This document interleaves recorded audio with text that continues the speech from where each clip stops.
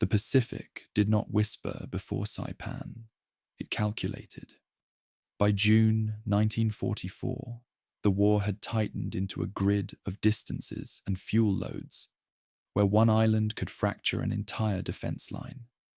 Battle of Saipan sat at the center of that grid, roughly 1,300 miles from Tokyo. That number wasn't abstract. It meant that long-range bombers, specifically the new B-29 Superfortress, could finally reach the Japanese home islands, deliver their payload, and still calculate a return. So the island stopped being geography. It became arithmetic. Whoever held Saipan could bend the war's trajectory by simple range. Before a single Marine stepped ashore, steel had already begun to grind the island down. Over 15 battleships and cruisers fired shells weighing up to 1,900 pounds each. Carrier aircraft dropped thousands of tons of ordnance in repeated cycles. From a distance, it looked like erasure. But on Saipan, the ground didn't simply absorb impact, it concealed it. Japanese defenses had been layered inward, not outward. Caves cut into limestone, artillery recessed behind ridges, command posts buried where naval fire could not easily fracture them. When the bombardment lifted, much of the defensive structure still functioned, waiting. On June 15, 1944, the shoreline filled with movement. Around 70,000 US Marines and Army troops began landing along the western beaches. The waterline churned with landing craft, hundreds of them, each one carrying men who had rehearsed this moment but couldn't fully predict its shape. The sand was narrow, the terrain behind it rising quickly. That incline mattered. It forced attackers into tight lanes where machine gun fire could intersect at angles that stalled entire units within minutes. Some companies recorded casualty rates pushing past 60% before securing stable ground. Radios failed under saltwater exposure. Tanks landed, then struggled to climb the soft sand, their tracks spinning before finally biting into rock. Inside the island, roughly 31,000 Japanese troops under Yoshitsugu Saito waited in a system that did not rely on immediate counterattack. They held fire, then released it in controlled bursts. Machine guns, mortars, artillery striking in patterns designed to fragment formations rather than stop them outright. It wasn't a single defensive line. It was a sequence of collisions. A ridge would be taken, then lost. A cave sealed. You then reopened from another entrance. Progress was measured in yards, sometimes in feet. I remember pausing over one after-action report, where a Marine described the ground itself vibrating under continuous shelling. Not a dramatic shake, but a constant, mechanical tremor that never quite stopped. Reading that, I realized the battle didn't just exhaust bodies, it eroded perception. Sleep fractured, time blurred. Decisions narrowed to the next few steps, the next magazine, the next order that might or might not reach its target. As the days stretched, the fight compressed inward. American forces pushed north, cutting the island into segments. Supply lines stabilized behind them, fuel, ammunition, medical stations processing thousands of wounded. Ahead, resistance hardened. Japanese units withdrew into the island's interior, using caves as both shelter and weapon. Flamethrowers became essential. Demolition charges sealed entrances, sometimes with men still inside. The air thickened with smoke and dust, and visibility dropped to distances where recognition came too late. And then there were the civilians. Saipan held a population of Japanese settlers and local Chamorro people, men, women, children, caught between collapsing lines. As the battle reached its final phase, thousands of civilians moved toward the northern cliffs. Some were driven by fear, others by propaganda that framed capture as worse than death.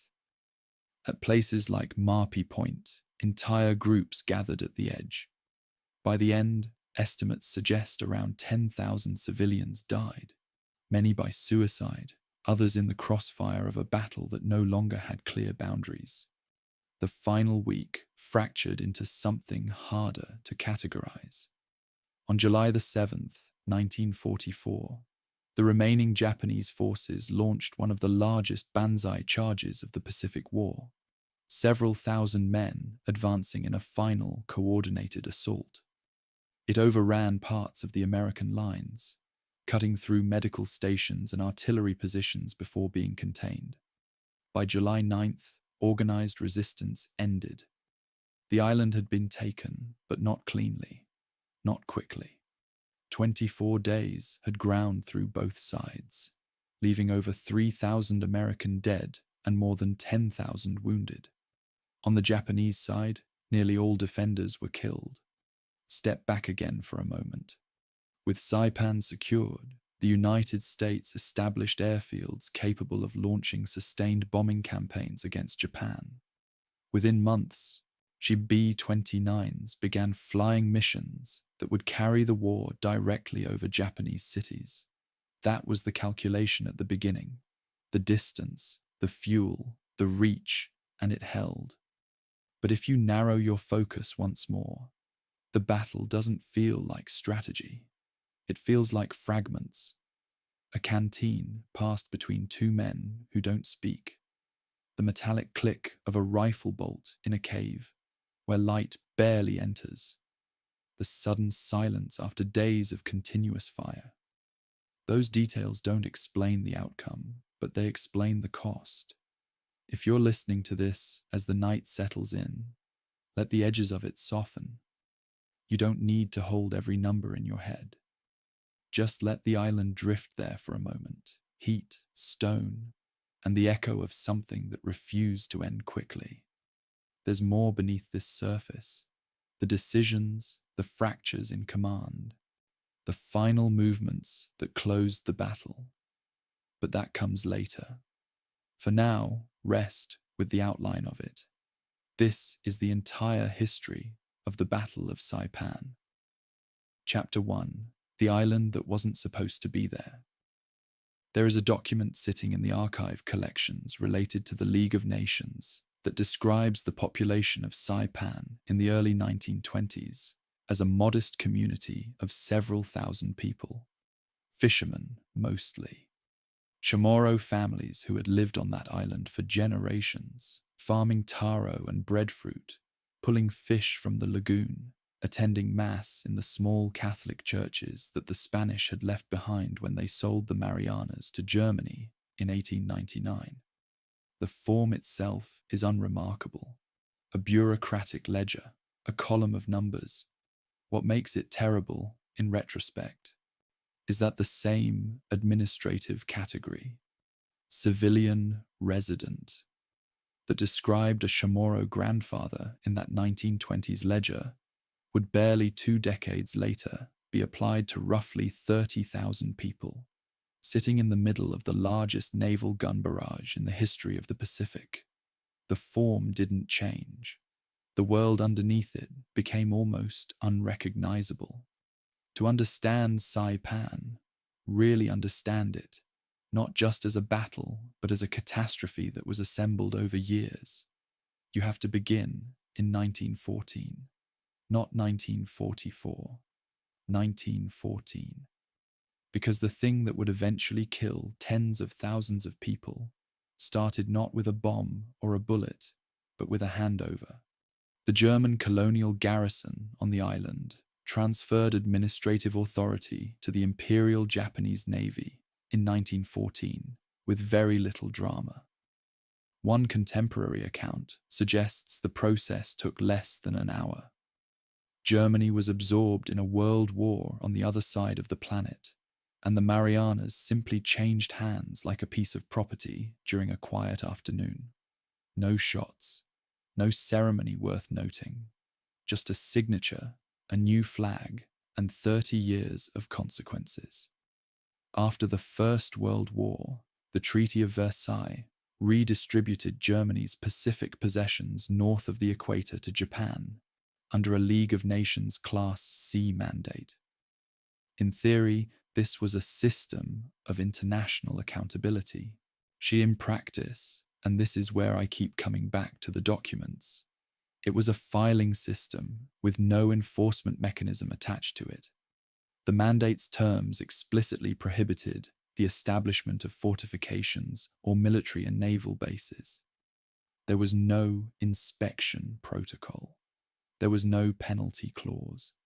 The Permanent Mandates Commission in Geneva could request information, and Japan could decline, and then the Commission would note the declination in its minutes and move on. I've read through those minutes. The word that keeps appearing is noted. Everything is noted. Nothing is enforced. It is, in retrospect, a remarkable monument to the gap between legal language and political will. Into this administrative vacuum stepped a man named Haruji Matsue, who arrived on Saipan in the early 1920s and began transforming the island's landscape in ways that the League of Nations never quite accounted for. Matsue worked through the Nanko Company, the South Seas Development Company, which the Japanese South Seas government had established to develop commercial industries across its mandate territories. What Matsue built on Saipan was a sugar empire. Vast tracts of the island's native forest were cleared and planted with sugarcane. A sugar mill went up at Charankanoa on the southwest coast. A narrow-gauge railway wound through the cane fields. Workers arrived. Okinawans for the fishing industry, Korean laborers for the cane plantations, and later for the fortification work. In the oral history collection compiled by the Northern Marianas Humanities Council, a Chamorro survivor named Chailang Palacios recalls what her father told her about the hierarchy that developed. The Japanese were first class, and they looked down on us. The Okinawans were friendlier. The Koreans were workers, and the Chamorros, the people whose island this actually was, found themselves economically marginalized on their own land by an agricultural enterprise that was technically international but felt entirely colonial. By the 1930s, Garapan, the island's main town, had become something the oral histories call the Tokyo of the South, a functioning Japanese city, hotels, a cinema, a post office, a Buddhist temple, a Shinto shrine, 2 elementary schools. The sugarcane production that Matsue had pioneered was generating tens of thousands of tons of refined sugar annually, making the Saipan operation one of the most profitable enterprises in Japan's entire Pacific mandate system. And simultaneously, beginning around 1934, the Japanese military began violating the mandate's prohibition against fortification. Quietly, methodically, behind closed harbours, with foreigners excluded. A Permanent Mandates Commission inspection request was filed in the mid-1930s. Japan declined to accommodate it. The Commission noted this in its minutes. The fortifications continued. What this means, and I think it's important to sit with this before we get to the beach on the 15th of June, 1944, is that the catastrophe was built slowly, in peacetime, through legal mechanisms that were designed to prevent exactly this outcome and instead facilitated it. By the time the American planners began looking at Saipan seriously in early 1944, they were not examining a simple military outpost. They were examining a civilian society, Japanese, Korean, and Chamorro, that had been layered onto a colonial economic structure, that had been layered onto a military fortification program, all of which had been running for 3 decades inside an international legal framework that was technically still in force. The League of Nations mandate for the Marianas had not been formally terminated. Saipan was, in a precise technical sense, still an internationally administered territory when the Marines hit the beach. That detail appears in none of the operational planning documents. It's the kind of thing that only shows up in the footnotes, which is exactly where it shouldn't be. The Chamorro population in 1944 numbered somewhere around 3,500 people on Saipan. They were, by this point, on their fourth colonial administration. Spanish, then German, then Japanese, and now, arriving from the sea with naval guns and landing craft, American. What some of the oral histories from the community capture, and this is something that the military record almost entirely misses, is that many Chamorro families knew something was coming months before June. They'd seen the American submarines offshore. Some had counted the Japanese aircraft disappearing and not coming back. Stanley Torres, one of the oral history participants in the Northern Marianas collection, recalls his family watching aircraft pass and identifying them as American by their shape. My parents, when they see a plane, they know it's American. They weren't military analysts. They were island people who had learned to read the sky in order to survive. And what they were reading in the spring of 1944 didn't look good. The Korean laborers occupy a different, grimmer corner of this picture. Some estimates suggest between 2,000 and 3,000 Korean men had been brought to Saipan in the late 1930s and early 1940s to work on fortification construction, digging gun emplacements, carrying concrete, doing the hardest physical labor under Japanese military supervision. Their pay was minimal, or in many documented cases, non-existent. They had no repatriation rights.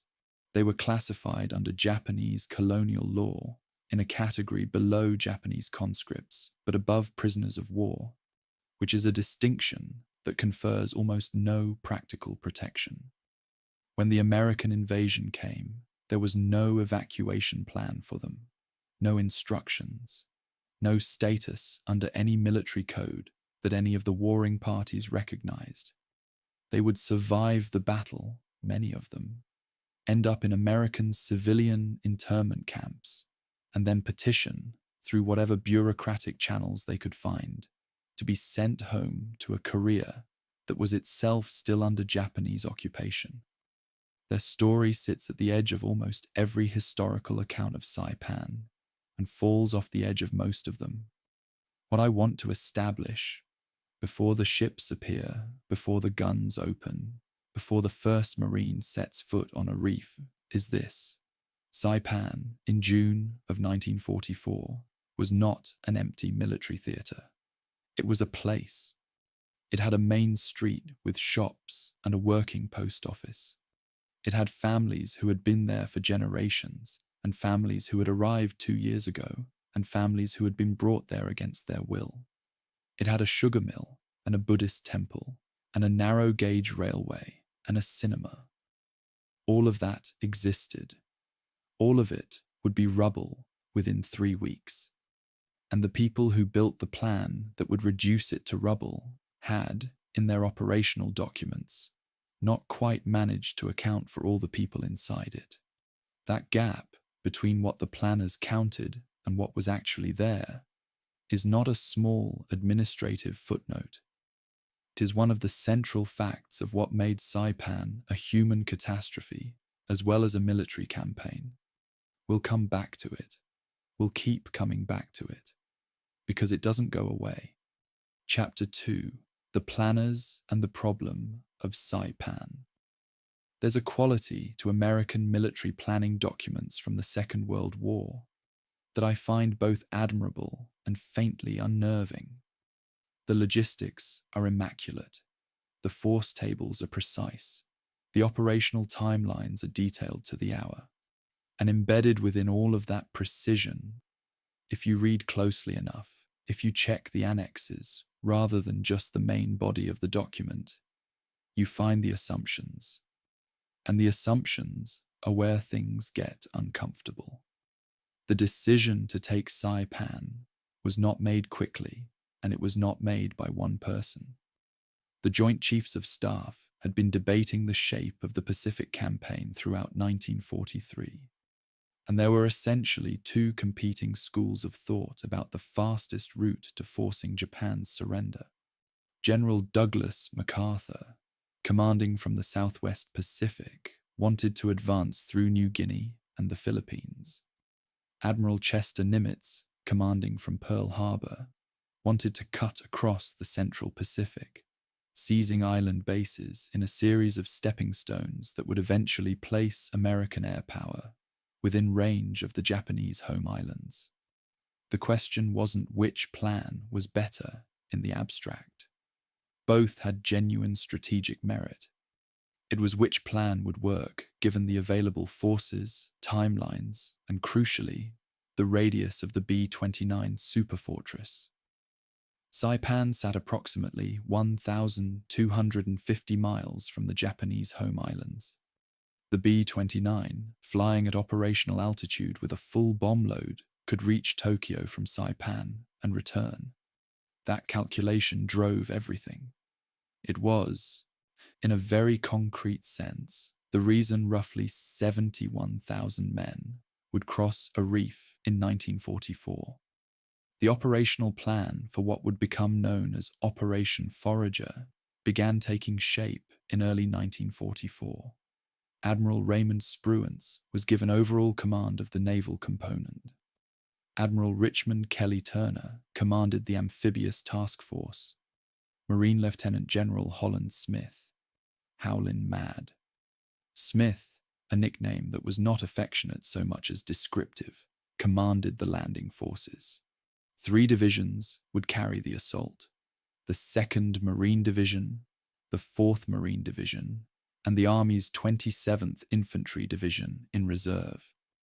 The 2nd and 4th Marines had both seen serious combat before. The 2nd had come through Guadalcanal and the bloody assault on Tarawa. The 4th had fought at Roy Namur in the Marshalls. The 27th Infantry was a National Guard outfit from New York, with considerably less amphibious experience. That distinction would matter later. The intelligence picture assembled for the Saipan operation was, by the standards of 1944, genuinely impressive in its breadth and genuinely flawed in some of its most important conclusions.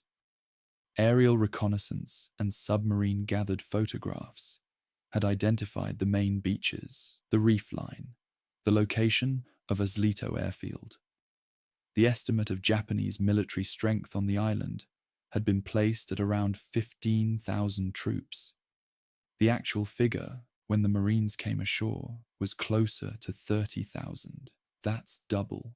So that is not a rounding error.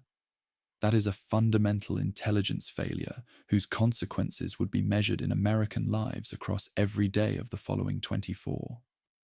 As for the civilian population, the planning documents that I've reviewed work from a figure that was, at best, uncertain. One official pre-invasion intelligence estimate placed the total civilian population at something under 20,000. Post-war demographic reconstruction suggests the actual number was closer to 30,000.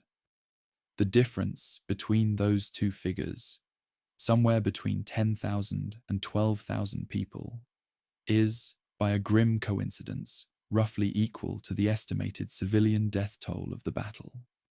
The logistics assembled for Forager were staggering and, in certain respects, genuinely unprecedented for the Pacific War at that stage. Over 800 ships sailed in the naval component: transports, landing ships, destroyers, cruisers, battleships. The force included vessels that had been raised from the mud of Pearl Harbor, repaired, and returned to service. The USS Tennessee and the USS California, battleships that had been sunk or severely damaged on the 7th of December, 1941, were now assigned as primary shore bombardment vessels for the Saipan landing. The loading manifests for the transport fleet, preserved in American archival collections, show a logistical operation of extraordinary precision, specific units allocated to specific vessels, equipment cross-loaded between ships for survivability, medical supplies distributed according to projected casualty rates. It was, on paper, exactly the kind of meticulous industrial organization that the American military had learned to do better than anyone in the world. Here's where I need to raise a question that I don't think the official histories have answered satisfactorily. The pre-invasion intelligence estimated 15,000 Japanese troops defending Saipan. The operational plan allocated approximately 1.5 days of preliminary naval gunfire to suppress those defenses before the Marines landed. When the actual garrison turned out to be double the estimated strength, and when many of those 30,000 troops were dug into cave positions in volcanic limestone that naval shells simply couldn't reach, the timeline didn't adjust. The Marines went in on the 15th of June as scheduled. The decision not to extend the pre-invasion bombardment when the intelligence picture was demonstrably incomplete is one that the after-action reports circle around without quite landing on. Both the official Marine Corps history and the Corps' after-action report acknowledge that pre-invasion fires were insufficient to neutralize interior defensive positions. They just don't quite agree on who bears responsibility for that insufficiency.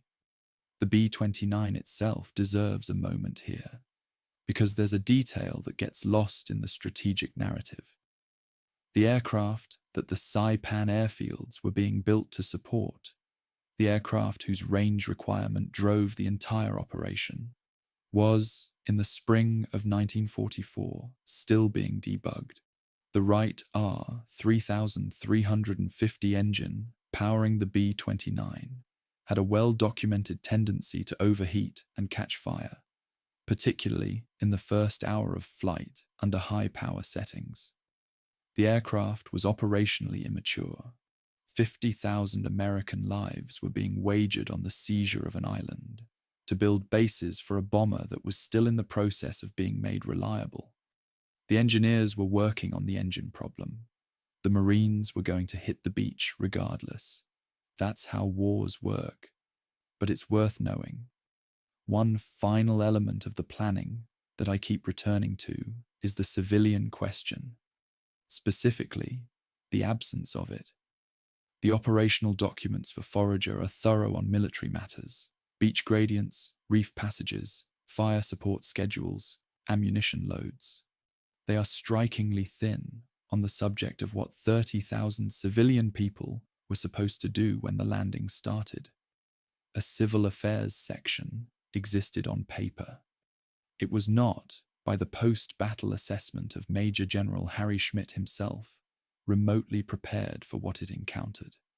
Schmidt's own report, written after the battle, describes the civil affairs section as well informed on the intricacies of city government, but helpless in the face of arduous field conditions, where thousands of civilians, homeless, starving, naked, wounded, and in most cases terror-stricken by the savage fighting, taking place but a few hundred yards away, suddenly appeared and clamored for assistance.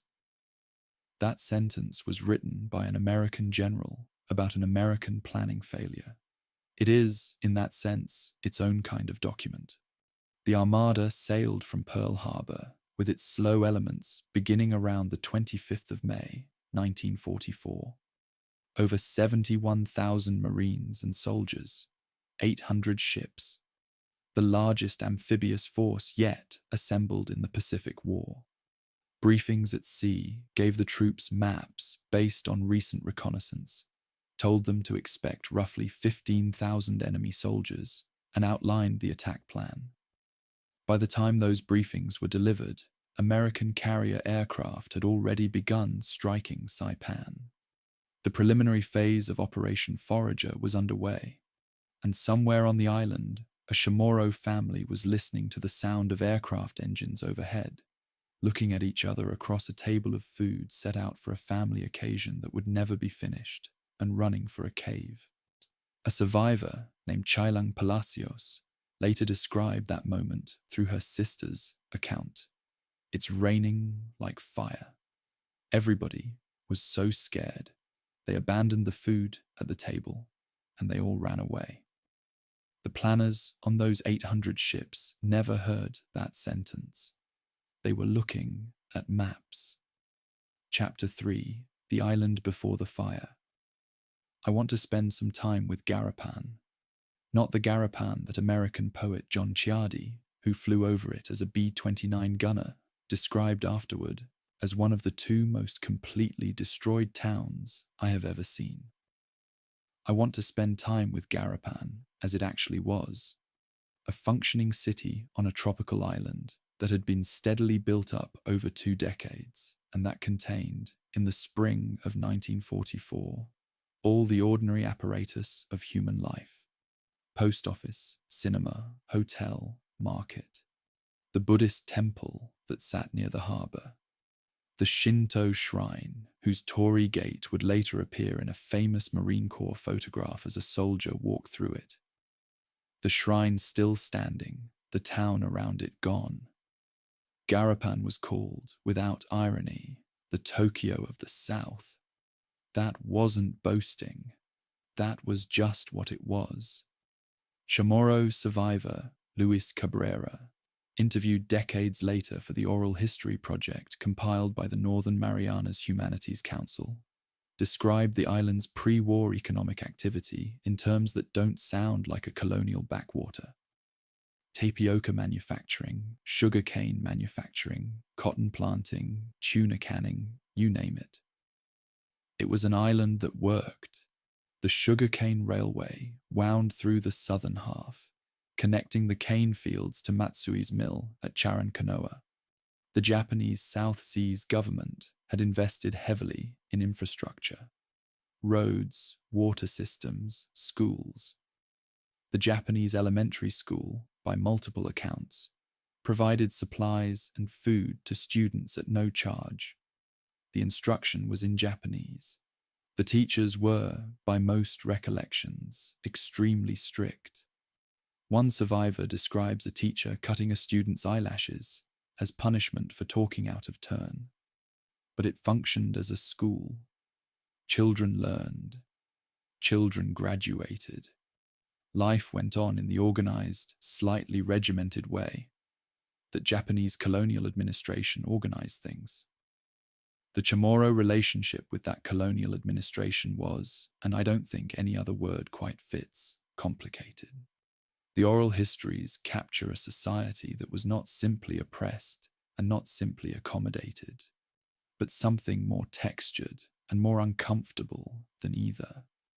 The Okinawan workers were generally remembered as friendly. Real human relationships developed there. The Japanese civilian settlers were generally remembered as aloof, convinced of their own superiority in a racial hierarchy that placed them first. Okinawans and Koreans in the middle, and Chamorros at the bottom. One survivor, Chailang Palacios, conveys her father's feelings with economy that no historian could match. He wasn't pleased with the Japanese. He appreciated what they'd taught about farming. He wasn't pleased. Those two things coexisted. They tend to do that when one people is governing another. By the late 1930s, as the international situation deteriorated and Japan began militarizing the island in earnest, the texture of daily life shifted. Curfews were imposed. Men were requisitioned for labor. Families were turned out of their homes to make room for soldiers, as the military personnel arriving on Saipan simply outnumbered available housing. Tomasa Naraja's family, in the oral history record, was moved out of the family compound into a cave when Japanese soldiers took their house. They were 13 children. The cave had no water. Her father and sister went to a nearby school to find some, and were threatened by Japanese soldiers for the attempt. This is not an exceptional story in the Northern Marianas Oral History Collection. It is the ordinary story of what happens when a military garrison expands into a civilian space, with the assumption that the civilian space belongs to it. The Korean laborers are, in some ways, the most historically invisible people on Saipan, and they were also among the most exposed. Brought to the island under labor contracts that many historians describe as forced in practice regardless of their formal status, the Korean workers built the fortifications that would make Saipan so costly to take.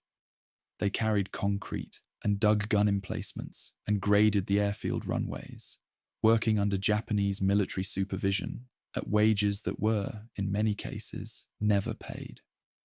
The sugarcane industry used Korean workers, as the oral histories note explicitly. So did the military construction program. By the time the American bombardment began, these men were as trapped on the island as anyone else, with the additional disadvantage of belonging to no country that would claim them, no army that would protect them, and no propaganda narrative from either side that mentioned their existence.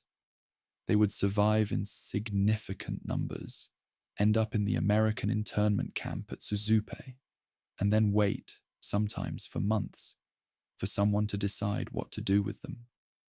The bombardment began on the 12th of June, 1944, 3 days before the landing. American carrier aircraft from Task Force 58 struck the island on the 11th and 12th. For the civilian population, this was the moment when every quiet suspicion about what was coming became loud and concrete and impossible to ignore. Families who had prepared caves, stocked them with breadfruit and water and clothing against the possibility of exactly this moment, moved into them. Families who hadn't prepared scrambled. Julia Norita, 7 years old in 1944, she remembered it this way in the oral history record. I was only 7 when the war began. We didn't know the war was coming. We only knew it was a problem when the air raid sirens were on. And then, she said, her father gathered the family and they moved toward a cave and the bombardment started. That's the entire arc of a child's experience of the strategic decision that several hundred American planners had spent months developing. Sirens, father, cave, fire. Sister Asuncion Demapan recalled that her family's cave had been prepared in advance. Breadfruit, water, food that wouldn't spoil, clothing. Her parents had thought about it. They'd done the practical thing that people do when they understand a danger is coming and can't prevent it, which is to prepare a small space where they can be somewhat safer than elsewhere. Then the Americans started bombing Garapan, the town that Luis Cabrera had described as filled with industry and activity, you name it, began to come apart, building by building. The sugar refinery at Charankanoa, the government buildings, the harbour facilities, the Buddhist temple, the narrow-gauge railway that Matsue had built took hits. What American naval gunfire and carrier aircraft were destroying was not just Japanese military infrastructure. It was the physical substance of 20 years of colonial investment. Some of it exploitative, some of it genuinely functional, all of it inhabited. The American military had distributed propaganda leaflets written in Japanese katakana, promising safety and food and medical care to any civilian who surrendered. The oral histories suggest the results were mixed. Some civilians saw the leaflets, many didn't. And here's a tension that the military records don't quite resolve. Even the civilians who received the leaflets and understood their content had to weigh that promise against what Japanese military officials and propaganda had been telling them for months, that the Americans would torture and kill any Japanese they captured. Women, in particular, had been told things about American soldiers that were designed to make surrender feel like a worse option than almost anything else. Some of the Chamorro's civilians, who had a different relationship to the Japanese military and somewhat different reasons to distrust the propaganda, managed to interpret the leaflets charitably. Many of the Japanese civilian settlers could not. What I find myself returning to, reading through these accounts, is how ordinary the island's life was, and how completely it was erased. Not just the physical structures, though those went too, most of them within the first week. What I mean is the ordinariness itself. The school where a teacher had cut a student's eyelashes. The table of food set out for a family celebration. The pigs and chicken and taro and breadfruit that Chailang Palacios' sister described abandoned mid-prayer when the fire came down. The baby named Rafaela after an American Marine who would visit with milk from the military galley, not born until 10 days before the invasion, whose family's entire world would be upended before she was old enough to understand any of it. The island had 30,000 lives on it. Each of those lives had a table with food on it at some point before things came apart. That's what you're listening to the rest of this documentary about. Chapter 4, Fire from Every Direction, the Engineering of Destruction. Let's talk about what 10,948 tons of naval shells actually means. Not as an abstraction, as a physical reality, as an engineering problem, and as a lesson in the limits of brute force when applied to the wrong type of target. American warships began their pre-invasion bombardment of Saipan on the 13th of June, 1944. The heavy ships assigned to this work were not destroyers or cruisers. They were battleships. The fast battleship group included some of the most powerful surface combatants the United States had ever built. Vessels mounting guns in the 14-inch and 16-inch caliber range, firing shells that weighed between 1,900 and 2,700 pounds each. A single 16-inch shell detonating on or near a surface structure creates a crater roughly 30 feet wide and 15 feet deep, while dispersing fragmentation across a radius that renders everything in it non-functional. These are genuinely impressive numbers, and the official Marine Corps history, Breaching the Marianas, reports that by the time the landing waves crossed the line of departure, American ships had fired more than 8,500 tons of ammunition at the island. That number grew through the pre-landing and supporting bombardment phases to nearly 11,000 tons of naval shells. Add the aerial ordnance from Task Force 58's carrier aircraft, roughly 2,200 additional tons, and the total approaches 13,000 tons of ordnance against a 72-square-mile island. Against the wrong kind of target, none of that quite works, and the Japanese had built the right kind of target. General Yoshitsugu Saito's garrison had spent months applying a defensive philosophy that wasn't improvised under fire. It was doctrinal. The Japanese approach involved identifying natural cave formations in the volcanic limestone of the island's central ridgeline, then enlarging and interconnecting them using pneumatic drills, explosives, and manual labor, creating multi-entrance tunnel complexes with designated firing positions, ammunition storage alcoves, and field medical stations. The overhead protection wasn't man-made reinforced concrete. It was 10 to 30 meters of natural limestone. No naval gun in any fleet on Earth in 1944 could penetrate that. Not the 16-inch guns of the Iowa class. Not the 14-inch guns of the Tennessee.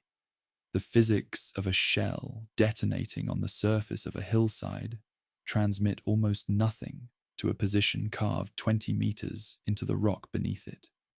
The only weapon that could actually defeat those positions was a Marine with a flamethrower crawling through the entrance tunnel. The 11,000 tons of naval shells were the wrong instrument for the job, applied in the right quantities, but against a defensive architecture specifically designed to survive them. There's a specific technical problem at Saipan that the pre-invasion bombardment planners understood in the abstract, but couldn't fully solve in practice. The reef. Saipan is surrounded by a coral reef extending between 800 and 2,000 yards offshore, depending on location.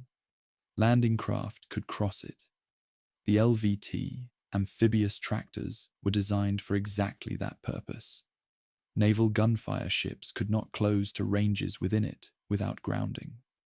The reef therefore created what a fire support coordinator would call a fire shadow, a zone between the reef line and the beach where high-trajectory naval shells could reach, but direct suppressive fire from close range could not. Japanese artillery had been pre-registered on the reef crossing zone with extraordinary precision. The guns didn't need observers adjusting in real time. They had already worked out, in training, exactly where the American landing craft would be. When the first waves of LVTs crossed the line of departure on D-Day, the Japanese weren't aiming at individual vehicles.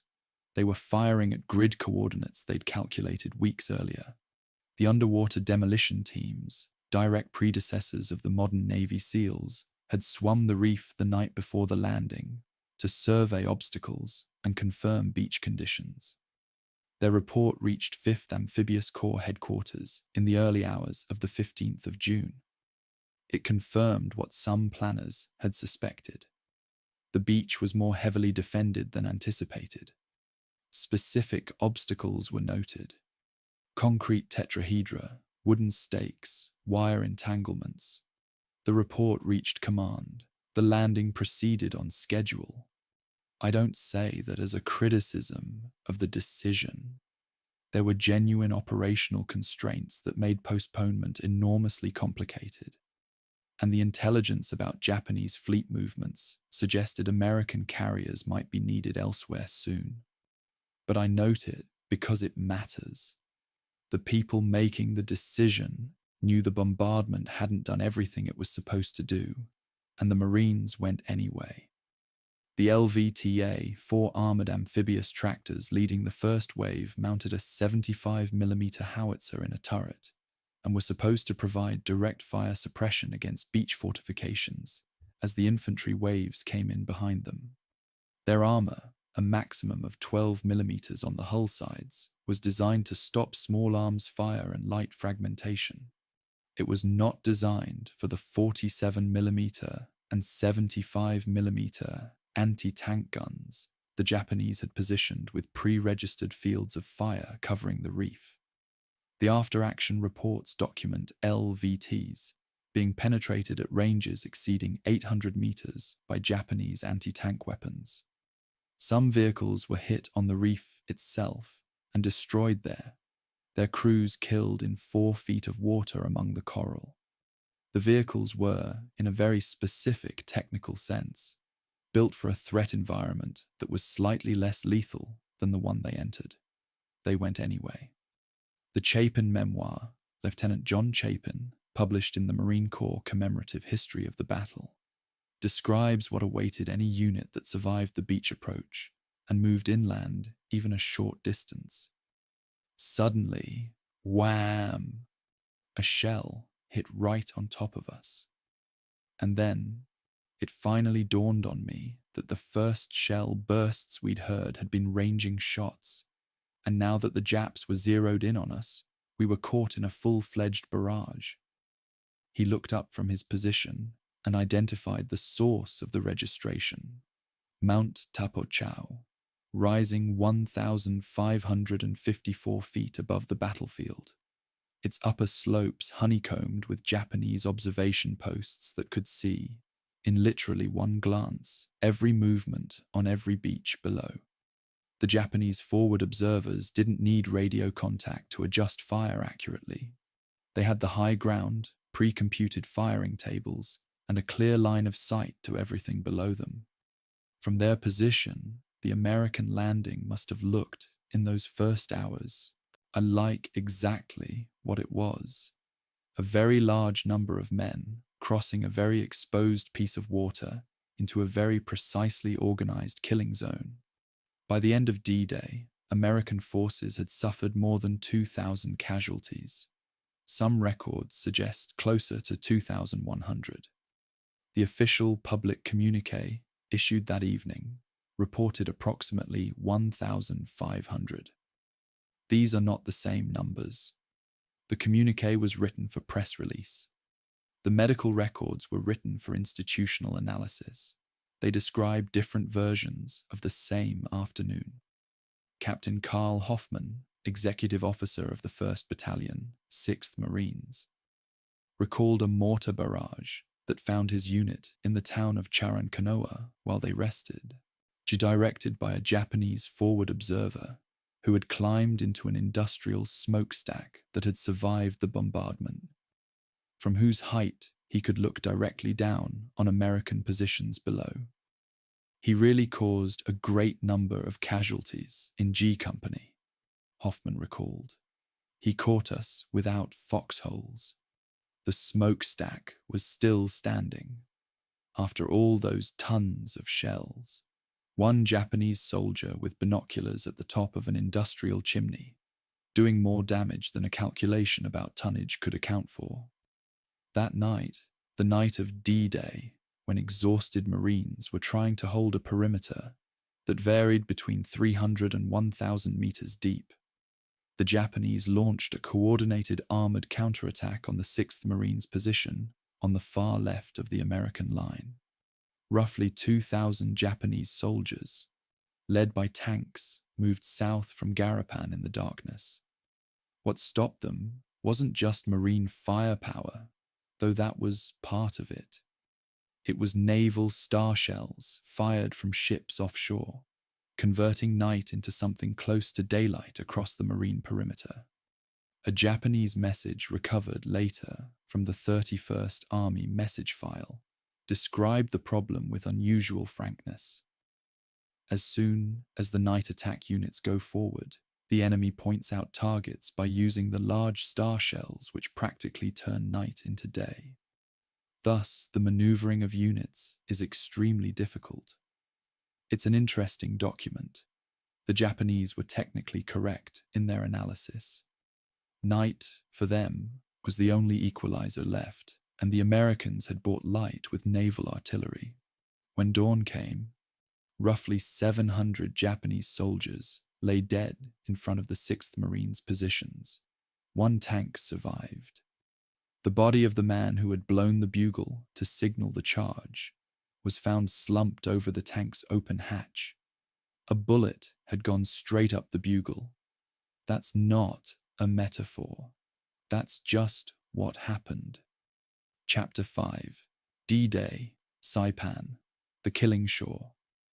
At 8:44 in the morning, on the 15th of June, 1944, 719 amphibious tractors crossed the line of departure and turned toward the beach. 8 battalions. Approximately 8,000 Marines in the first wave alone. It was the largest simultaneous amphibious wave yet attempted in the Pacific War. A number chosen precisely because the plan required overwhelming the Japanese defensive line through sheer mass, saturating the fire, coming back at them with more targets than the guns could engage simultaneously. The theory was sound. The Japanese had simply built their defensive system in a way that made the theory less decisive than anyone had planned. The reef crossing took less than 15 minutes. For those 15 minutes, Japanese artillery, firing from pre-registered coordinates that covered the entire reef zone at 300-meter intervals, made that stretch of water into something that the medical records would later classify with cold precision as a primary fragmentation zone. The LVTs ground forward. Some took hits on the reef itself and stopped there. Others made it to the beach burning. The first lieutenant's account in the Marine Corps commemorative history describes the beach after the initial wave as the chaotic debris of bitter combat. Bodies, burning vehicles, blasted pillboxes, shattered trees, churned sand, littered with discarded equipment. Lieutenant Chapin came ashore on D-Day with the 3rd Battalion, 24th Marines. He's describing what he saw with his own eyes, not reconstructing from documents. And what he describes is a beach that had been bombarded by 11,000 tons of ordnance and still managed to produce this. There was an additional complication on D-Day that the operational plan hadn't fully anticipated: current. A strong northerly current running along the beach caused the 2nd Marine Division's assault battalions, the 6th Marines and the 8th Marines, to land approximately 400 yards too far north of their designated positions. 400 yards doesn't sound like much. On a defended beach under fire, it's the difference between your unit being where the plan says it should be and your unit being in someone else's sector with no lateral contact on either flank. A gap opened between the 2nd and 4th Marine Divisions almost immediately after the first wave landed. That gap, a seam in the American line roughly in the middle of the beach, was exactly where the Japanese focused some of their heaviest defensive fire for the next several hours.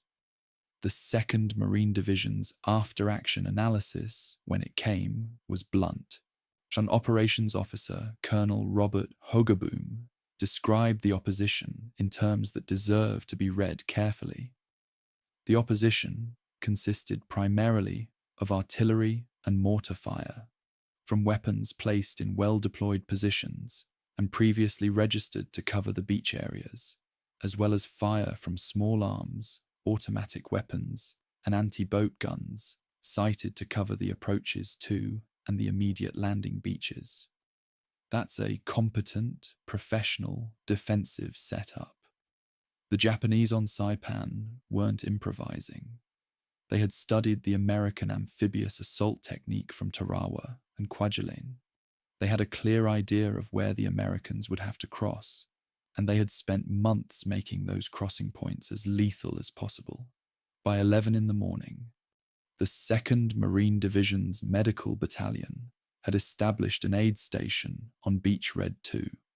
The wounded were arriving faster than standard triage procedures could process them.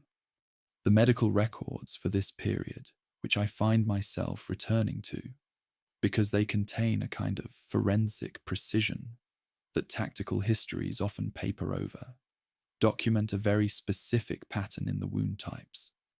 The majority of the first several hundred casualties who came through the aid station presented with fragmentation wounds to the lower extremities, torso, and arms, consistent with artillery airburst at close range. A much smaller proportion showed direct small arms gunshot wounds. What the wound pattern tells you, if you read it as data rather than tragedy, which is the only way to make it analytically useful, is that the Japanese were primarily killing and wounding Americans, not with infantry rifles at the waterline, but with pre-registered indirect fire from inland positions. The beach defenses weren't the main weapon. The guns in the hills, firing at grids they'd already computed, were. 5 assault division commanders were wounded on D-Day. That's not a casualty statistic. That's a command problem. When your battalion commanders are going down, the ability to coordinate the units on either side of you, to adjust your position when you discover the current, has put you 400 yards off target. To communicate through what the 2nd Division history calls confusion on the beaches, all of that degrades. Major General Harry Schmidt, commanding the 4th Marine Division, came ashore at 7:30 in the evening. He later recalled that his command post during those first hours did not function very well. He added, "It was the hottest spot I was in during the war." He said this as a general who had also been on the beach at Kwajalein.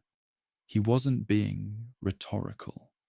By nightfall, the Marines held a perimeter that was roughly 1,000 meters deep in the best sectors and as little as 300 in the worst. They had not reached the first objective line. Aslito Airfield, the primary D-Day objective that the entire operation had been planned around seizing quickly, remained in Japanese hands. The ammunition expenditure had already exceeded the planned rate by a significant margin. The beach was so congested with disabled vehicles, unprocessed equipment, and unburied dead that the shore party officers were beginning to use the language of catastrophe to describe the throughput problem. From offshore, the ships that were supposed to be feeding supplies to the advancing Marines were waiting for space on a beach that didn't have any.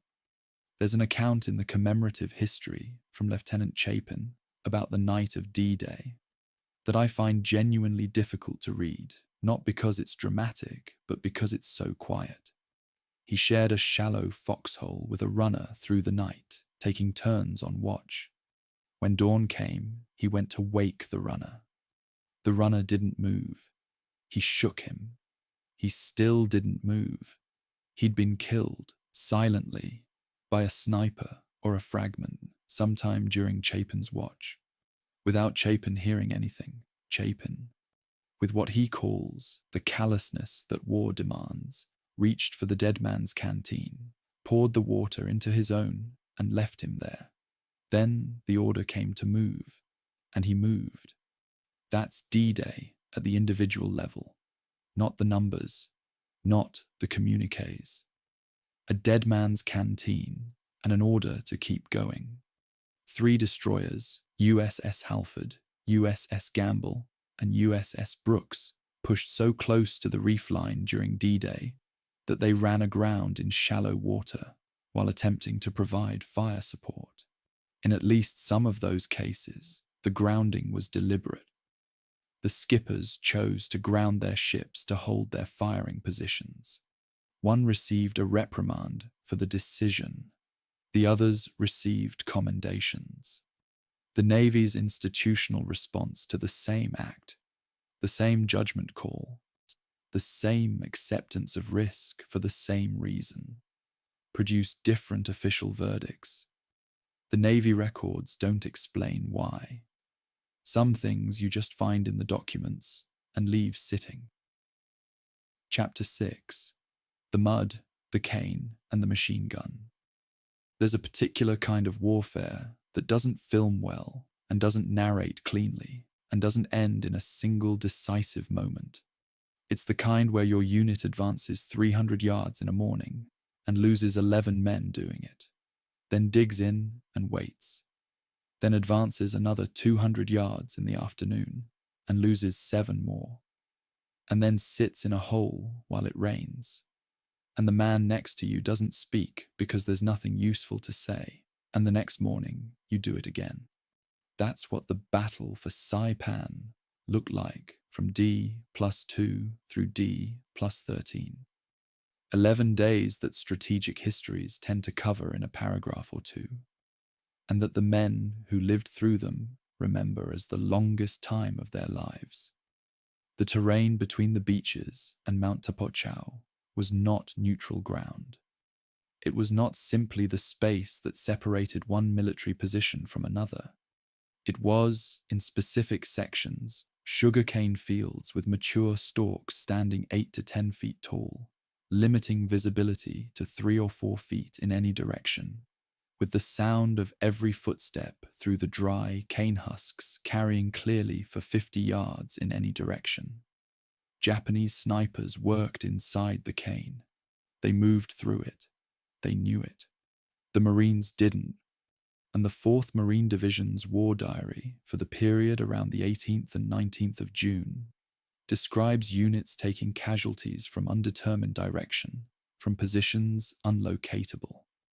Not from the front, not from the flank, from somewhere in the cane, which was everywhere, and which offered no reference point that a compass reading could help you with. The approach to Aslito airfield, and then north toward the central ridgeline, brought both Marine divisions into the contested ground that the Marines eventually named, with the bleak specificity of people who have no patience left for official nomenclature: Purple Heart Ridge and Death Valley. Purple Heart Ridge was what the maps labelled Hill 500. The high ground north of the airfield whose cave complexes the Japanese had prepared over months of engineering work.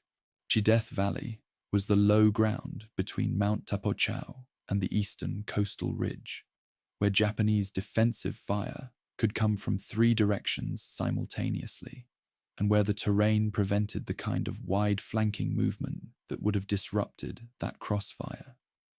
The 8th Marine Regiment's war diary for the period between the 22nd and 25th of June records 6 separate frontal assaults against the same ridgeline position in 4 days. 6 against the same position. Each time the Marines went up. Each time they came back. Each time fewer of them came back. The flamethrower operators deserve their own accounting, because the role they played in this phase of the battle was both absolutely essential and almost uniformly lethal to the people performing it. The M22 portable flamethrower, a backpack-mounted system projecting burning fuel at close range, was the only weapon that could reliably clear the cave positions that dominated the ridge. Artillery shells fired at cave openings would blast the rock around the entrance. They couldn't turn corners inside the tunnel. The flamethrower operator had to approach the cave opening, which meant approaching from a direction the Japanese defenders were watching and waiting for. 2nd Marine Division records for the period between the 17th of June and the 28th identified 23 flamethrower operators killed in those 11 days. That represents more than 40% of the operators deployed. They weren't casualties from stray rounds or unlucky timing. They were casualties from a very specific tactical assignment that required a specific man to stand in a specific place that everyone on both sides understood was the most dangerous spot on the battlefield. The rain came in the 3rd week of June and turned the volcanic soil into something that grabbed at boots and made every slope a negotiation. The men hadn't changed clothes since they came off the landing craft. The supply situation, which we'll examine in detail in the next chapter, meant that forward units were rationing ammunition by D+3 and water by D+4. Heat exhaustion cases began appearing in the medical records in statistically meaningful numbers, around D+5 to D+7, concentrated in units that had been in continuous contact since the landing, that had been fighting through the hottest days of a Marianas summer, and that weren't getting enough water forward from a beach distribution point that was itself under intermittent fire. The medical records from this period classify these as heat casualties. In practical terms, they were men whose bodies had used up the reserves that the logistics plan hadn't replenished. Something else appears in the medical records for this period that I want to address directly, because I think it matters, and I think it tends to get handled with either too much euphemism or too little context. The 6th Marine Regiment's war diary for around the 18th of June contains an entry noting, "One Marine found dead from a self-inflicted wound. She cause undetermined." The 2nd Medical Battalion's records for the period from the 20th of June through the 3rd of July list 212 cases of what they categorize as neuropsychiatric casualty, combat fatigue, in the language of 1944, requiring removal from the line. That's approximately 3% of the effective division strength, removed in roughly 2 weeks. The Marine Corps had no established psychiatric treatment protocol for sustained combat neurosis at that stage of the war. The standard response was 48 to 72 hours of rest, food, and sleep, followed by return to duty. In 21st century clinical terms, what those men were being sent back to the line with is a condition we now call acute stress disorder. The treatment was rest, the treatment didn't last. And the 212 who appeared in the formal records almost certainly represent a fraction of the actual number, because the institutional culture of the Marine Corps in 1944 didn't have a category for afraid in a way that has stopped working, that didn't carry professional consequences for the man who admitted it.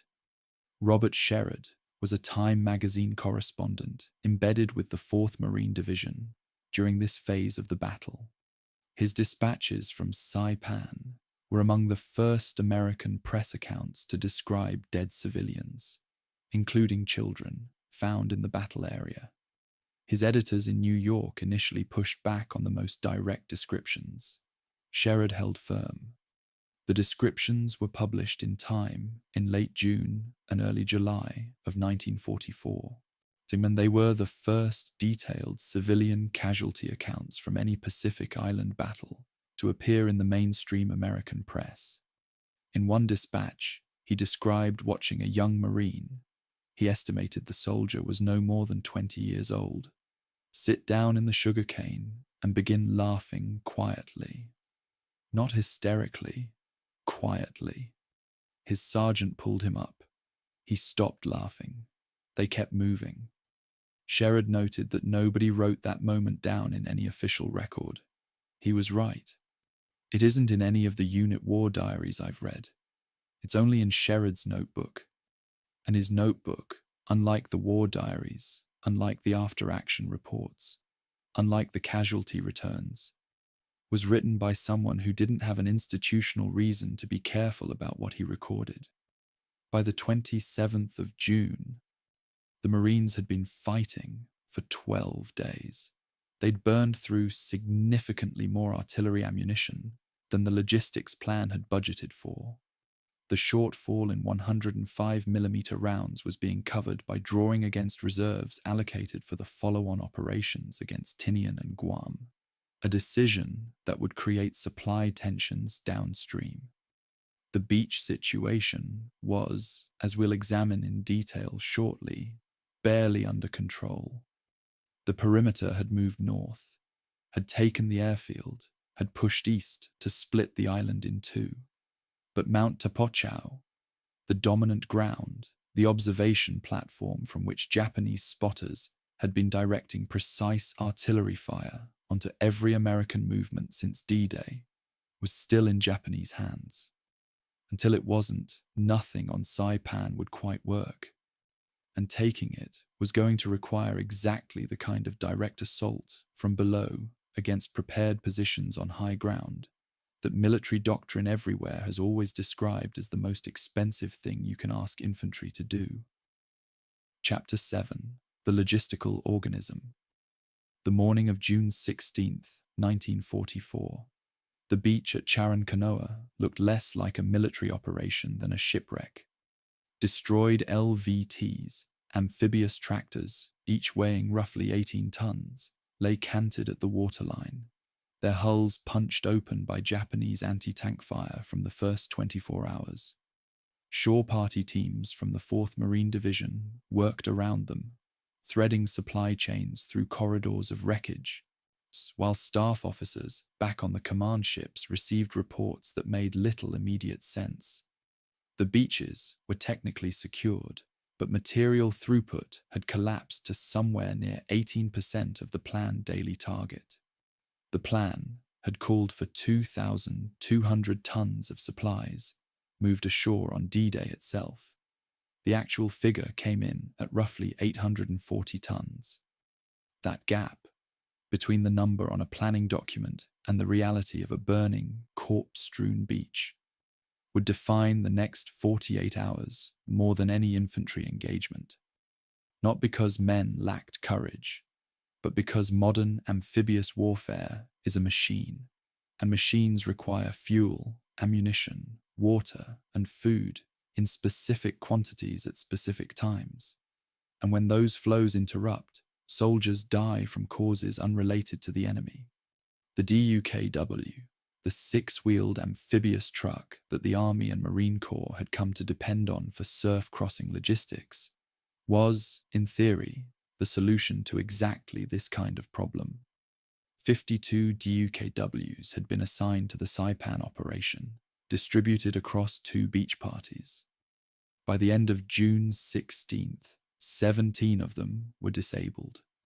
Some by Japanese artillery fire that caught them in the surf zone, others by mechanical failure accelerated by the coral reef that extended between 800 and 2,000 yards offshore, shredding tires and cracking axles. The remaining 35 operated at roughly 60% of their rated load capacity because drivers, trained for calmer conditions, were compensating for a cross swell that ran at an angle to the beach and made controlled landings nearly impossible. A shore party officer's log, preserved in the Breaching the Marianas monograph published by the Marine Corps Historical Center, noted that by the afternoon of D+1, the reef passage was a floating junkyard of broken equipment, medical supplies, and at least one artillery ammunition pallet that had broken free and was cycling with the tide. Nobody could immediately retrieve it. The 105mm howitzer shells inside it were not counted as lost until a supply sergeant's manifest was reconciled 4 days later, and the number simply didn't add up. Water was the problem nobody had fully modeled.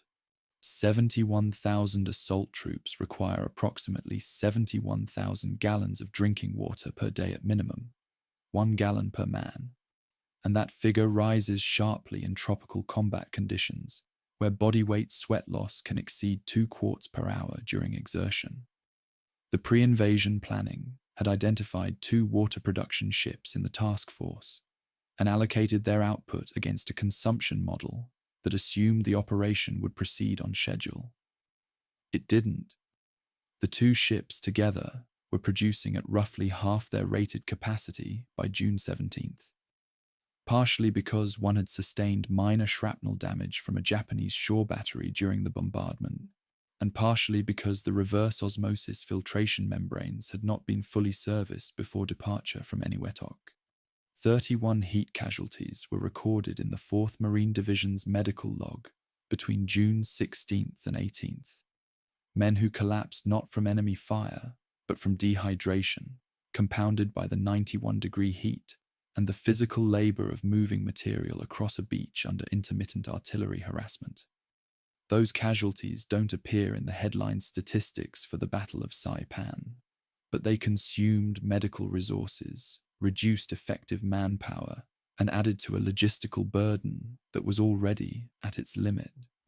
There is a kind of institutional memory in military logistics that survives precisely because it gets written down in unglamorous detail, and the after-action reports from the Saipan shore parties are among the most honest documents to emerge from the entire Pacific campaign.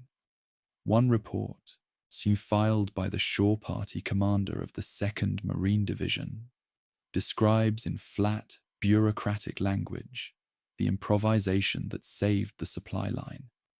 Unable to use marked lanes due to wreckage obstruction, constructed trackway of approximately 40 yards using hull sections of disabled LVT-2, bridging a soft sand depression that had halted wheeled vehicles since D+1.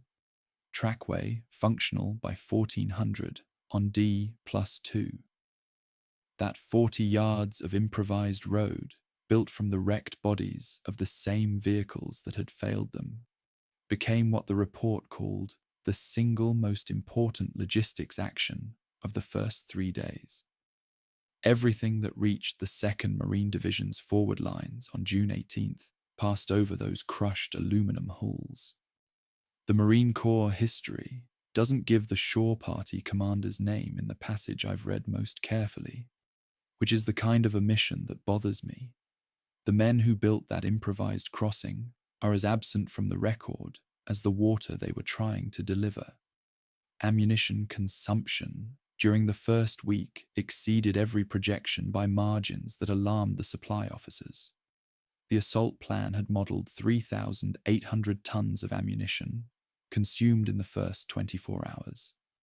The actual figure reached approximately 3,800 tons on schedule, but then continued to accelerate as the Japanese defense deepened. The 105mm batteries of the Corps artillery, 36 guns, fired approximately 14,400 rounds between June 15th and June 24th, against a planning estimate of 9,800 rounds for that period. The overage alone, 4,600 rounds, weighed roughly 230 tons, all of it needing to be moved from ship to shore to firing position without reliable mechanized transport in the surf zone. The ammunition shortage became critical enough on June 19th that one artillery battery commander, his unit supporting the advance toward Aslito airfield, ordered a fire restriction protocol, limiting his guns to confirmed registered targets only, via decision that almost certainly cost infantry lives in the short term, but preserved the battery's ability to function through the following day.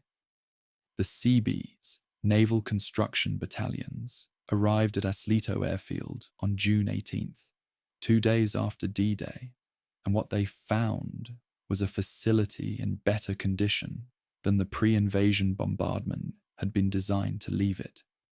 The airfield had been built by the Japanese to service Zero fighters and medium bombers.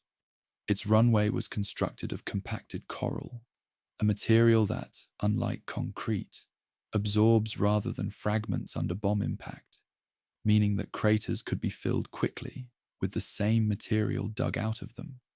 A CB report from the first week of construction noted that 2 craters were filled and compacted in approximately 45 minutes each using captured Japanese equipment, specifically a road roller that had been abandoned near the northern end of the runway and was still operational. The field was declared serviceable for emergency landings on June 24th, 9 days after the initial invasion, and the first B-29 Superfortress landed there on October 12, 1944. Though that future utility was, in June, still theoretical. What the Seabees gave the operation in those first days was something more immediate. A functioning airstrip from which liaison aircraft could observe artillery fire and wounded men could be evacuated without a 2-hour boat ride back to a ship in the anchorage. The gap between what the logistics planners had modelled and what the beaches actually produced has a formal name in military analysis: planning friction. Karl von Clausewitz described friction as the aggregate of all the small obstacles that make even simple things difficult in war. And the Saipan supply crisis was a near-perfect demonstration of the concept at industrial scale. 11 LSTs, landing ships, tank, each capable of carrying 500 tons of cargo, sat anchored offshore during the first 36 hours, unable to unload, because the beach exits were blocked by destroyed vehicles, and there were not enough working DUKWs to run shuttle operations in the surf. The ships were full of food, ammunition, and replacement equipment. The men on the beach needed those supplies. The distance between ship and shore was approximately 1,000 yards, and yet for 36 hours, that 1,000 yards was effectively impassable. The LST commanders radioed ashore repeatedly. The shore party officers radioed back. The Corps logistics officer noted in his diary that he spent the night of June 16th writing the same message in 5 different ways to 5 different echelons, all saying the same thing: we cannot unload what we cannot reach. By June 22nd, 1 week after the landing, the shore party system had reorganized itself around the improvised solutions that had emerged under pressure. Daily throughput reached 4,762 tons against a daily target of 5,470 tons, meaning the operation was running at approximately 87% of its logistical model. That sounds like failure. By the standards of amphibious operations in 1944, with a reef, a contested beach, 17 destroyed DUKWs, and a water crisis, it was a remarkable recovery. The improvement came from 3 changes: the improvised LVT hull trackways that allowed wheeled vehicles to cross soft terrain, a reallocation of DUKW operators so that the most experienced drivers handled the reef passage while trainees worked the calmer beach sections, and a decision by the task force commander to dedicate 2 destroyers to offshore fire suppression specifically targeted at Japanese artillery positions that had been harassing the beach parties. That last measure, using fleet assets to protect supply chain workers rather than direct combat, was controversial at the time and would not appear in the official after-action summary as prominently as it deserved. I keep returning to a specific notation in the Shore Party commander's log: 2 cases of ammunition pallet failure, resulting in ordnance deposition at waterline, recovered by civilian contractor personnel attached to NCB unit. Civilian contractor personnel. In the middle of a contested beach on June 17, 1944, men who were technically employees of a construction firm rather than members of the armed forces were wading into the surf to retrieve artillery shells. The CB records identify them only by role, not by name. They were part of the invisible labor force that made the visible combat possible, a category of human beings that military history has never been particularly good at accounting for, and that the Saipan documentary record mostly names not at all. The full logistical picture of Saipan has never received the same narrative attention as the infantry battles, and the reason is partly aesthetic and partly structural. Logistics don't compress well into dramatic narrative. There's no single moment when the supply line broke and then a single moment when it was repaired. There's only a continuous, grinding process of improvisation and attrition in which the most consequential decisions were made by officers whose names appear in footnotes. But the numbers tell a story that the infantry accounts cannot. Without 4,700 tons of material per day reaching the front, the advance stalls, the guns go silent, and the 24-day battle becomes 40. The men who built the trackway from wrecked LVTs, who fixed the DUKW axles under fire, who waded into the surf after loose ammunition pallets, they were not logistics officers in any abstract sense. They were the reason the battle ended when it did. Chapter 8. The War Between the Smiths.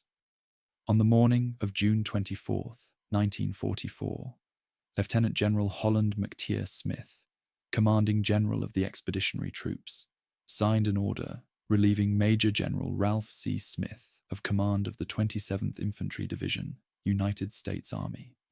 It was the first, and, to this day, the only time in American military history that a Marine general has relieved an Army general of command during active combat operations. The decision would generate a controversy that lasted decades, produced 2 competing institutional histories, consumed the attention of General George C. Marshall and Admiral Ernest J. King simultaneously, and ultimately, in ways that are still debated, influenced the organizational structure of amphibious operations in the Pacific for the remainder of the war. Holland Smith was 61 years old. Ralph Smith was 51. They shared a surname and almost nothing else. One was an Alabama-born Marine who had commanded amphibious landings from Attu to Tarawa, and whose nickname, Howlin' Mad, was meant affectionately by the men who served under him. The other was a former Colorado National Guard officer, a graduate of the French École Militaire, and a practitioner of the methodical fire and maneuver doctrine that the Army had refined at Fort Benning. The collision between them was, in one sense, a personality conflict. In every other sense, it was a structural failure of the American military establishment. The tactical context requires precision because the controversy has been so thoroughly politicized that the raw numbers are often lost beneath the rhetoric. Between June 20th and June 23rd, the 27th Infantry Division occupied the center of the American line on Saipan, with the 2nd Marine Division on its left and the 4th Marine Division on its right. The objective was a corridor of broken terrain that Marine Corps after-action reports called Death Valley and Purple Heart Ridge, a series of interconnected ravines and hilltops dominated by Japanese defensive positions that had been constructed over months of preparation. During those 4 days, the 27th Infantry fired approximately 1,100 artillery rounds in support of its advance. During the same period, the 4th Marine Division fired approximately 3,400 rounds in support of its own advance. The Marine Divisions moved. The 27th did not move proportionally. Holland Smith's relief order cited the all-round poor performance of the 27th Division, and specifically its failure to keep pace with flanking units, which left the Marine Divisions exposed on their interior flanks. Ralph Smith's defenders, and they were numerous, particularly within the army, argued that the terrain assigned to the 27th was objectively more difficult than what the Marine Divisions faced, that the division had received less artillery support from Corps assets than the Marine units, and that Holland Smith had never adequately communicated the urgency of his timetable. They also noted that Holland Smith had not visited the 27th Division's forward positions before signing the relief order, a fact that the subsequent 5 General Inquiry Board, the Buckner Board, convened in August 1944 under Lieutenant General Simon Bolivar Buckner Jr., treated as significant. The board's formal finding was carefully worded. Holland Smith had possessed the legal authority to relieve Ralph Smith. The orders had been properly issued through appropriate channels, but Ralph Smith had not been informed of the full extent of General Holland Smith's dissatisfaction before the relief was executed. The board stopped short of recommending any disciplinary action. It was, as institutional findings often are, a verdict designed primarily to avoid making the underlying problem worse. The problem underneath the relief was not Ralph Smith's competence or Holland Smith's temperament, though both were real factors. The problem was organizational. In the summer of 1944, the United States military was fighting the largest amphibious campaign in the history of the Pacific, with a command structure that had never been designed for inter-service coordination at the Corps level. The 5th Amphibious Corps was a Marine organization. Its commander, Holland Smith, was trained in Marine doctrine, evaluated performance against Marine standards, and had spent his career in an institutional culture that emphasized speed and aggression in assault operations. The 27th Infantry Division was an Army unit trained to Army standards, equipped with Army-issue weapons in slightly different configurations, and staffed by officers who had been taught that methodical advance, consolidating gains before pressing forward, was not timidity but professionalism. When those two doctrinal traditions collided on a shared line of battle, the friction was not between two individuals. It was between two institutional definitions of what good enough meant. The press response to the relief was the dimension that turned a military controversy into a political one. William Randolph Hearst's newspapers, which had been editorially hostile to the Roosevelt administration's Pacific strategy for years, ran a series of stories in late June and early July, suggesting that Marine arrogance had cost Army lives, and that Holland Smith was personally responsible for unnecessary casualties. Time magazine's correspondent Robert Sherrod, who had covered Tarawa and whose account of that battle had made his reputation, published a defense of Holland Smith in Time in August 1944 that was itself controversial because it drew on information from senior Marine officers and appeared to prejudge the Buckner Board's outcome. Sherrod would later write about the tension between his access and his obligations as a journalist. But in the summer of 1944, the immediate effect of his reporting was to harden positions. Marine partisans cited Sherrod's account as validation, Army partisans cited it as evidence of media bias. The institutional wound remained open for decades. General Richardson, the Army commander for the Pacific Ocean areas, was so furious about the relief that he flew to Saipan without authorization from Admiral Nimitz, held an awards ceremony for 27th Division soldiers that Holland Smith had not been invited to, and returned to Honolulu facing a formal reprimand from Nimitz himself. There is a disparity in the primary record that historians have never fully resolved, and it sits at the center of the entire controversy. The after-action reports filed by the 27th Infantry Division's artillery units for June 20th through 23rd record a total of approximately 1,100 rounds fired. The after-action reports filed by 4th Marine Division Artillery for the same period record approximately 3,400 rounds. Holland Smith and his Marine staff cited this disparity as evidence of the Army Division's inadequate aggressiveness. Ralph Smith's defenders argued that the disparity reflected the different tactical situations of the two divisions, that the 27th was operating in terrain where massed artillery fire was ineffective and close infantry work was required, and that firing 3,000 rounds into the wrong terrain would have accomplished nothing except depleting the ammunition supply. Both arguments contain truth. The disparity is real. What it proves depends on which doctrine you were trained in, which is precisely the problem. I want to be careful here about the temptation to assign a clear verdict, to say that one Smith was right and the other wrong, because the historical record doesn't support that kind of clarity. What the record does support is a more uncomfortable finding. The American military, in 1944, had built two separate institutional systems for developing and evaluating combat commanders, and it had then placed those two systems on the same battlefield without a shared framework for resolving the disagreements that were inevitable when they diverged. Ralph Smith was not incompetent.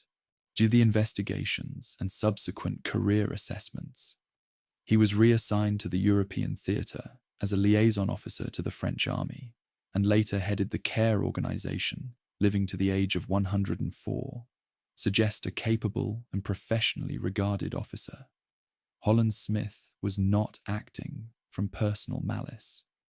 His after-action concerns about the 27th Division's performance are corroborated by multiple sources independent of the Marine institutional record. The relief was, in the most precise sense, a system failure wearing the face of a personnel decision. The Buckner Board's conclusion that the relief was technically lawful, but not justified by the facts as fully understood, was functionally a stalemate, and it was treated as such. General Marshall reviewed the findings and concluded that no further action was warranted. Admiral King reviewed the same findings and agreed.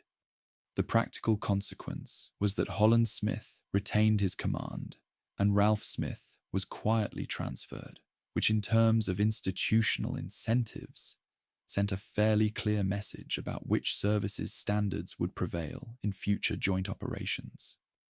Whether that message was the right one is a question that military historians have been arguing about since 1944 and are still arguing about in the analysis of joint force doctrine today. The Smith versus Smith controversy appears in every serious treatment of Pacific Campaign command structure, and it appears there for a specific reason.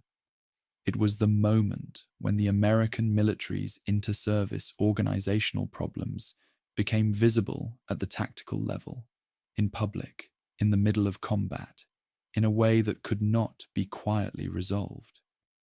What the controversy obscures, and this is the part that bothers me most about how it's usually told, is that while Holland Smith and Ralph Smith were generating the controversy that would consume senior military attention for the next 3 months, soldiers and Marines on the line at Purple Heart Ridge were dying at rates that neither commander could fully control, regardless of the pace of advance.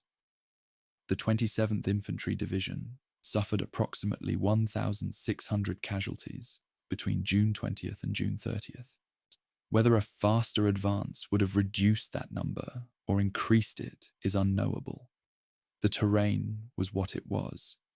The Japanese defensive preparation was what it was. The argument about institutional doctrine was real and consequential, but it was also, in some fundamental sense, conducted in offices and after-action rooms, while the people it was supposedly about were lying in ravines.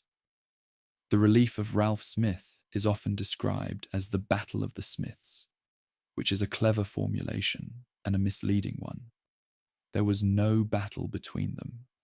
There was a decision made by one man with authority over another, followed by a cascade of institutional reactions that played out over months and across multiple levels of command.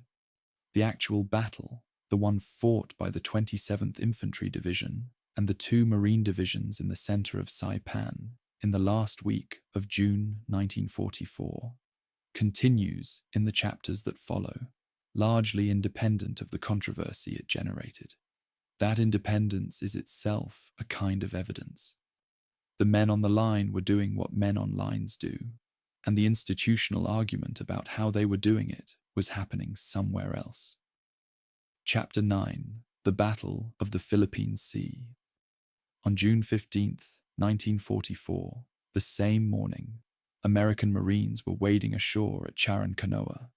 Admiral Jisaburo Ozawa's first mobile fleet departed the anchorage at Tawi-Tawi in the southern Philippines and turned northeast. Ozawa commanded 9 aircraft carriers, 5 battleships, 13 cruisers, and 28 destroyers, the largest carrier force Japan had assembled since Midway. He had approximately 430 aircraft embarked, crewed by aviators who were, on average, far less experienced than the men who had flown from those same carriers at Pearl Harbor and Coral Sea. The Japanese naval aviation training program had been consuming aircraft and qualified instructors at a rate the program could not sustain since 1942.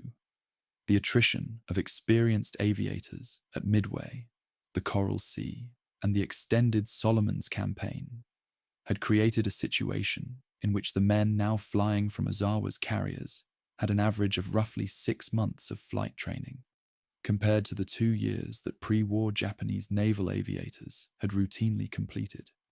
The Americans facing them had been flying operationally for longer, in more varied conditions, in aircraft, specifically the Grumman F-6F Hellcat, that had been specifically engineered to outperform the Zero at the altitudes and speeds at which Pacific carrier combat was now being conducted. Ozawa's plan, Operation A-Go, was built around a tactical innovation that he believed would compensate for his pilots' inexperience. Japanese carrier aircraft had a longer operational range than American carrier aircraft. Ozawa intended to launch his planes from outside the range of American fighters, strike the American fleet, land at the Guam and Rota airfields for refueling and rearming, and then strike again on the return flight. This shuttle bombing concept was geometrically elegant and operationally catastrophic. It failed for 3 reasons. American submarines had found Ozawa's fleet 2 days before the battle. The Guam and Rota airfields had been suppressed by American airstrikes and were not functional for the recovery operation. And the American fighter direction system, the radar-guided combat air patrol coordination that Vice Admiral Mark Mitcher's Task Force 58 had refined over 2 years of carrier operations, was capable of putting Hellcats into intercept position within minutes of detecting an incoming raid. When the first Japanese strike wave of approximately 69 aircraft crossed the radar detection threshold on the morning of June 19th, the American fighter direction controllers had F-6F Hellcats airborne and positioned to engage at altitude before the Japanese formation reached visual range of the fleet. The destruction of the first strike wave took approximately 90 minutes. Of 69 aircraft in the first wave, roughly 50 were shot down. The second wave, approximately 128 aircraft, fared proportionally worse. Japanese records, which are incomplete because several of the carriers that launched that morning did not survive the day, suggest that fewer than 30 aircraft from the second wave returned. American fighter pilots and their controllers, listening to the radio traffic of the engagement, began using the phrase "turkey shoot" among themselves, a term that found its way into after-action reporting and eventually into the historical record as the Great Marianas Turkey Shoot, a name that emphasizes the lopsidedness of the aerial engagement without capturing what it cost the Japanese Navy in terms of irreplaceable human expertise. In 2 days of aerial combat, Japan's first mobile fleet lost approximately 330 aircraft in the air, and approximately 50 more destroyed on the Guam and Rota airfields. American losses in aerial combat were 23 aircraft. The submarine dimension of the battle is less famous than the aerial engagement, but strategically decisive.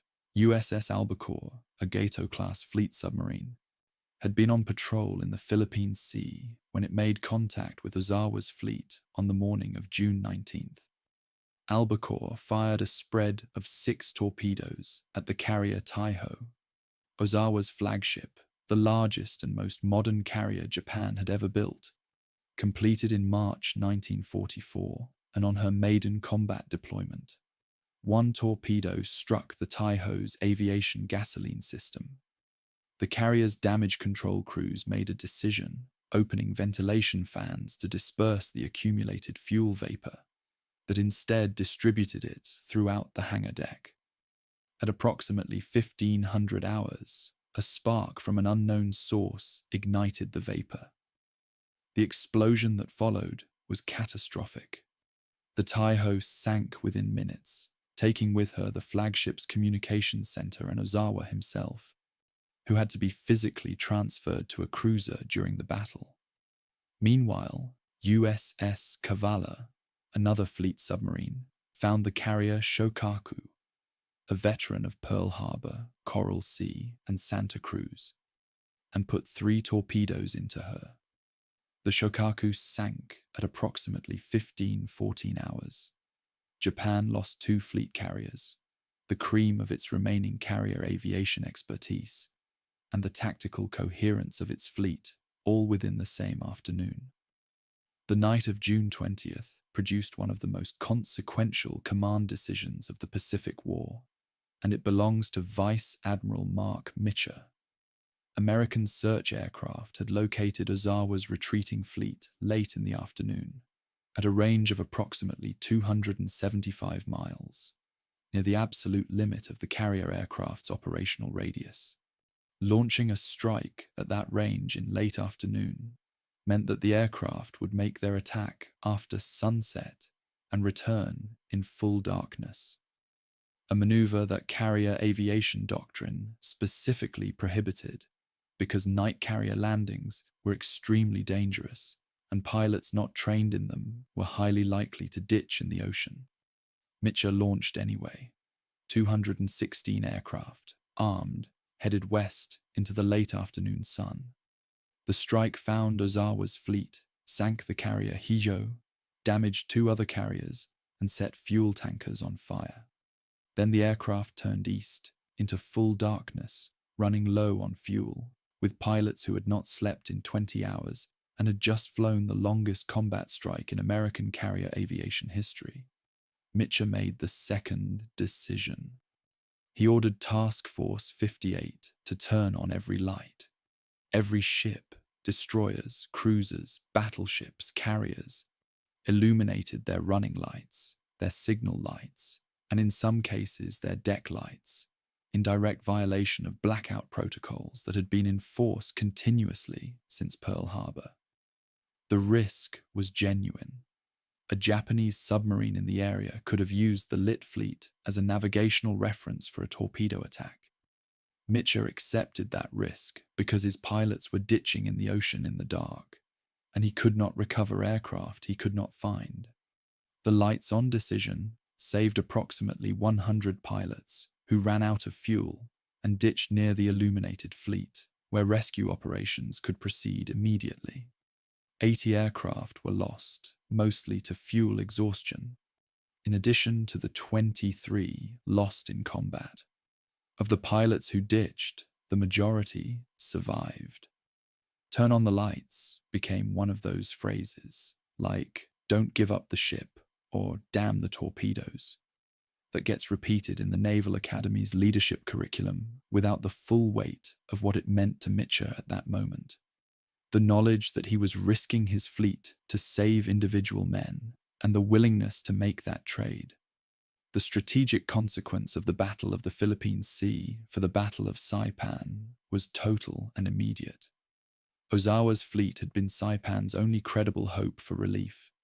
The Japanese garrison, approximately 30,000 men, could survive artillery and infantry assault for weeks if properly supplied, and if there was a possibility of naval intervention that might interrupt the American operation.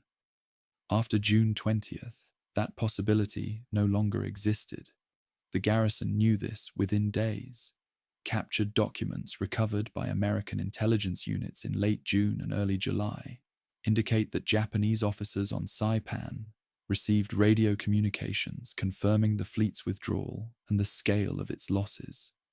What those communications meant, tactically, was that every Japanese soldier on Saipan was now fighting a battle whose outcome was already decided, not in the sense that individual engagements were predetermined, but in the sense that no amount of local tactical success could change the campaign's trajectory. The Japanese pilot losses at the Philippine Sea have a specific demographic character that matters for understanding the remainder of the Pacific War.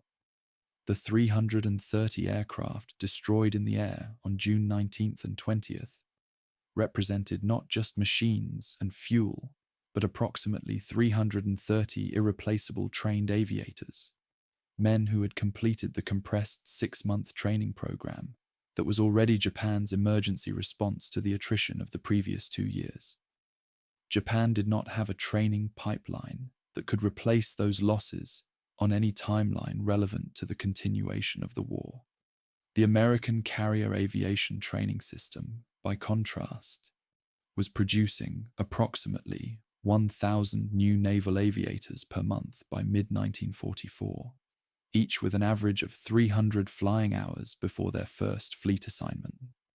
The asymmetry in human capital between the two naval air arms was not new in June 1944. It had been building since Midway. The Philippine Sea made it permanent. For the men on Saipan's beaches, the Marines and soldiers who had been fighting for 4 days before the naval battle began, the Philippine Sea was a geographical abstraction.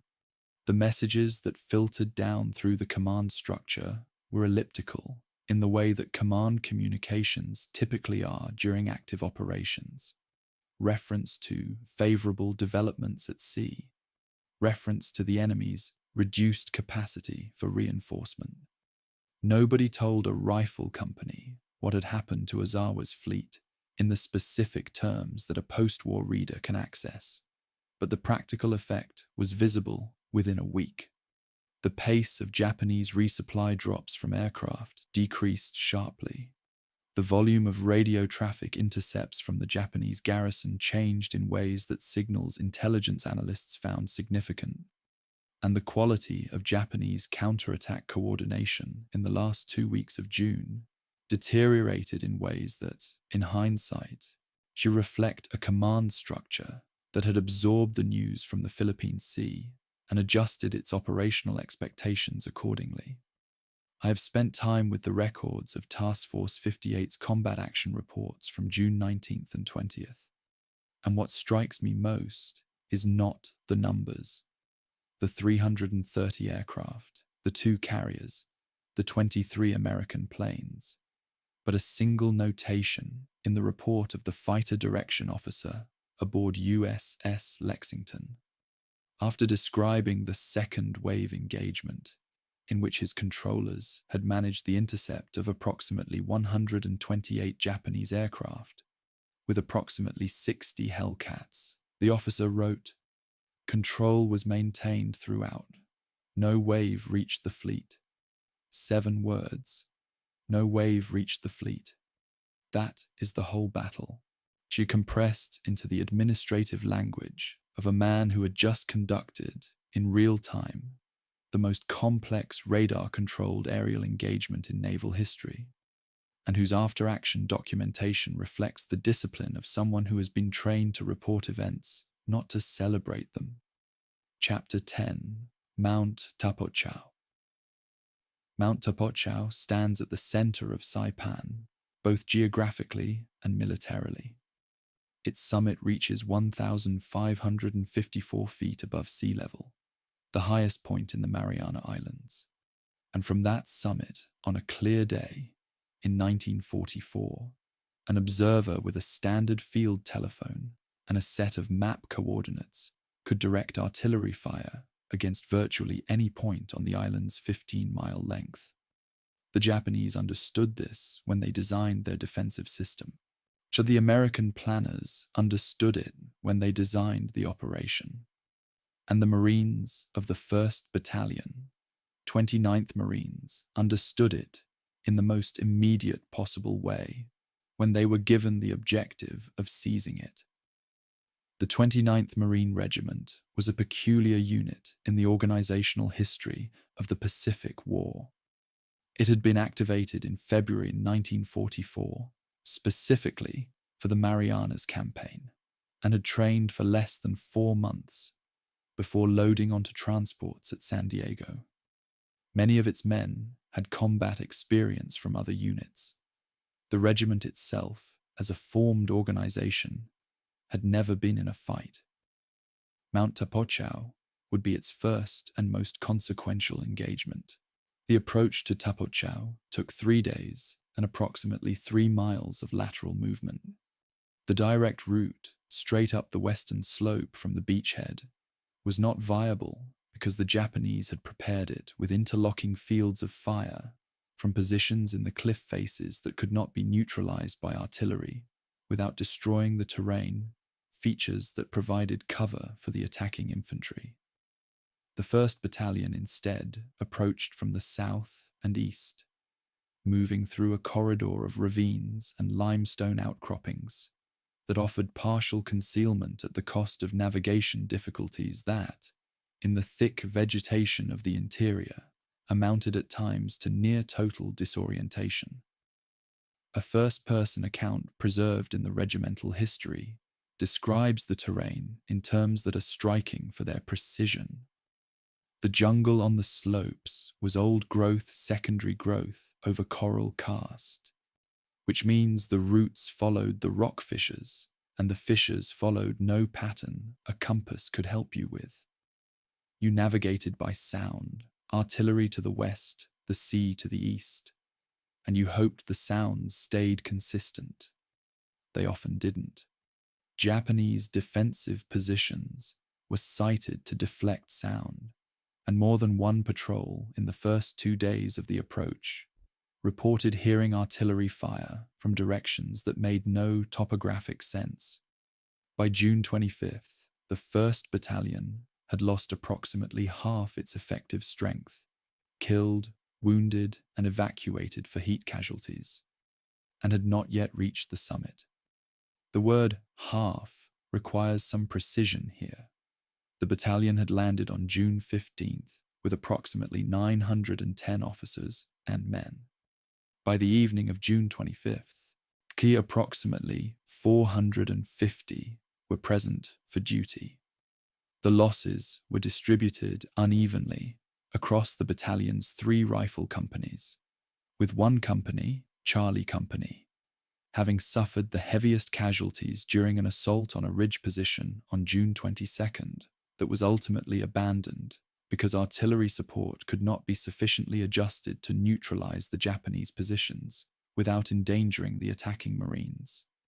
That abandoned assault is documented in the battalion's after-action report as Operation Against Hill 820-A, aborted, which is the kind of notation that carries enormous weight for anyone who understands what an aborted assault means in terms of the men who participated in it and then had to be reorganized for a second attempt. The forward observer on Tapotchau during the final assault, his name appears in several accounts as Lieutenant Charles Stott, though the documentary record is inconsistent on spelling and rank, called approximately 347 fire missions from the summit and its approaches between June 26th and June 30th.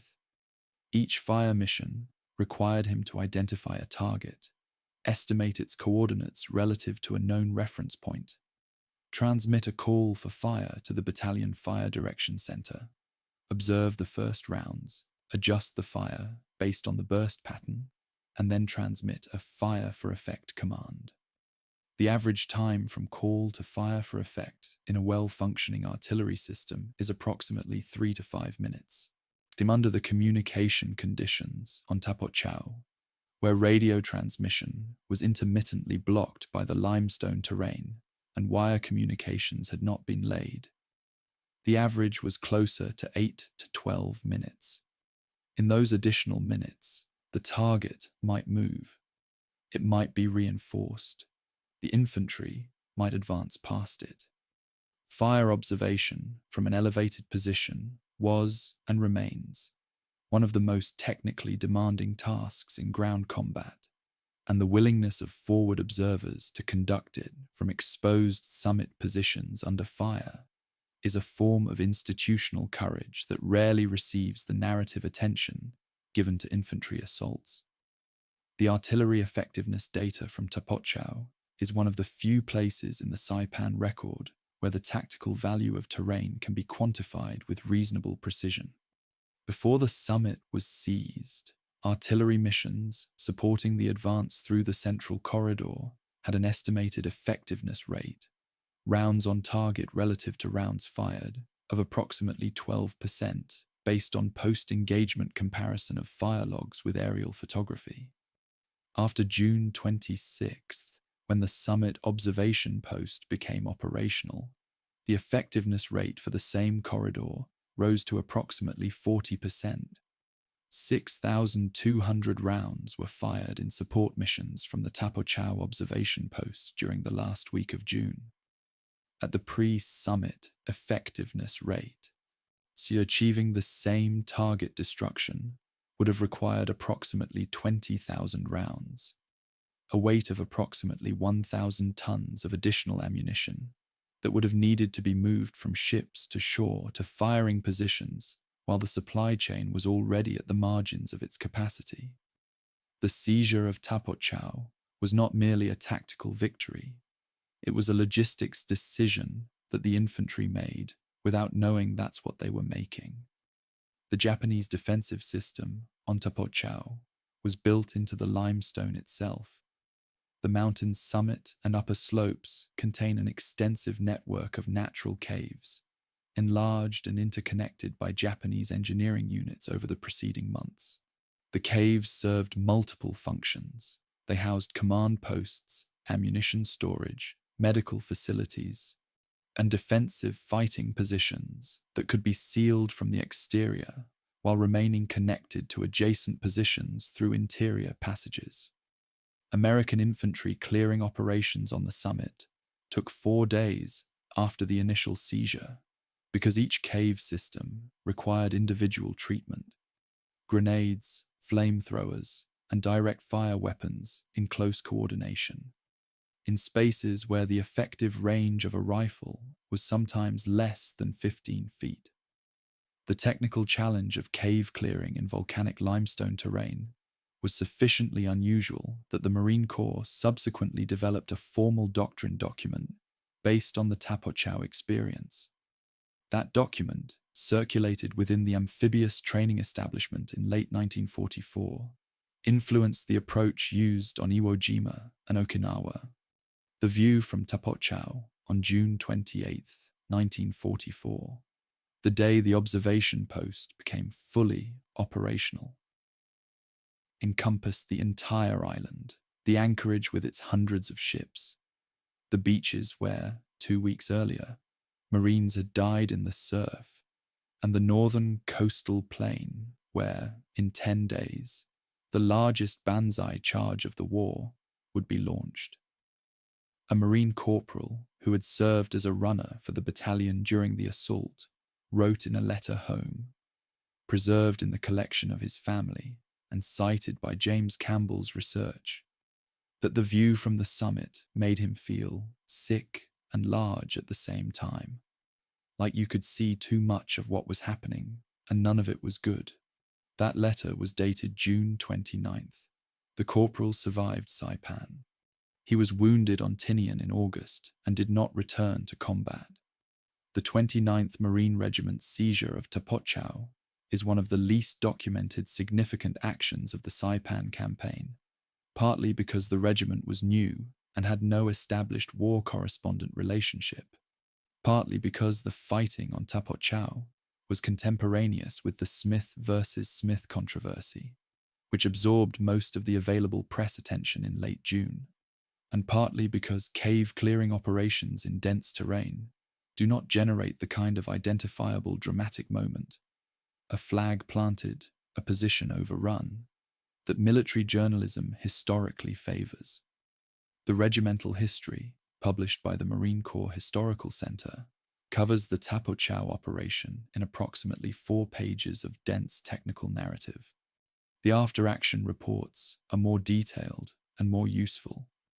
The letters and personal accounts, where they exist, are more honest about what the fighting actually felt like. No single source provides a complete picture. Taken together, they describe an operation that cost approximately 450 casualties across 3 regiments and gave the American forces on Saipan an artillery advantage that shortened the battle's final phase by an amount that no one can precisely calculate, but that every logistics officer and corps artillery commander in the operation understood was significant. There is a technical note in the Tapochau after-action documentation that I want to flag for historiographical reasons. The battalion fire direction log records 347 fire missions called from the summit observation post, but the corps artillery log for the same period records only 312 missions as having originated from that location. The discrepancy of 35 missions, each representing a distinct call for fire, adjustment, and fire for effect sequence, is unexplained in either document. It could reflect communication failures in which calls were transmitted but not recorded at the receiving end. It could reflect missions that were called but not executed due to ammunition constraints. It could reflect a documentation error. The discrepancy is small enough to be administratively unremarkable. It is large enough that 35 fire missions represent, at an average of 20 rounds per mission, approximately 700 artillery rounds, roughly 35 tons of ammunition, whose expenditure is either unaccounted for in the corps log or was recorded under a different mission origin code. Historians working with logistical records learn to pay attention to small discrepancies. The significance of Tapochau for the final week of the campaign lies not in the summit itself, but in what possession of that summit meant for the advance on the island's northern plain. With observation from 1,554 feet, American artillery could see and engage targets on the Tanapag Plain, the flat coastal ground north of Garapan, where, in early July, the remnants of the Japanese garrison would concentrate. From ranges and angles that would otherwise have been impossible. When the Banzai charge came on the morning of July the 7th, The artillery fire that ultimately broke it was adjusted in part from positions with sightlines to Tapochau. The mountain's seizure on June 26th and the charge's repulse on July 7th are separated by 11 days and connected by a chain of fire direction decisions that runs, in a mostly unbroken line, through the hands of the forward observers who had climbed the mountain under fire and stayed there.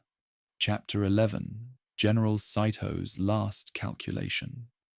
Lieutenant General Yoshitsugu Saito had been the commander of the 43rd Infantry Division before the war brought the command to Saipan, and by the standards of the Imperial Japanese Army's General Officer Corps in 1944, he was a professional of conventional distinction, methodical. He committed to the tactical orthodoxies of his service, and capable of the kind of operational stubbornness that the Japanese army rewarded as virtue. He was 63 years old in the summer of 1944. He had been on Saipan since the previous year, overseeing the construction of the island's defenses within the constraints of a supply situation that had been deteriorating since American submarines began systematically interdicting the convoy routes in late 1943. By June 1944, approximately one-third of the construction materials and reinforcing troops assigned to Saipan's garrison had been lost at sea before arriving. The fortress that Saito commanded was, in a precise technical sense, unfinished, a defensive system designed for 30,000 men that had been built with the resources available for 20,000, spread across terrain whose natural advantages partially compensated for the infrastructure gaps, but could not, in the end, compensate for the absence of naval and air support that the original defensive concept required. Saito's tactical options after the fall of Aslito Airfield on June 18th were constrained in ways that a Western military framework doesn't easily capture. The Imperial Japanese Army's operational doctrine in 1944 included the concept of gyokusai, translated variously as shattered jade or honorable death, which described the organized destruction of a force in circumstances where tactical withdrawal was either impossible or strategically meaningless. Gyokusai was not suicide in the Western clinical sense.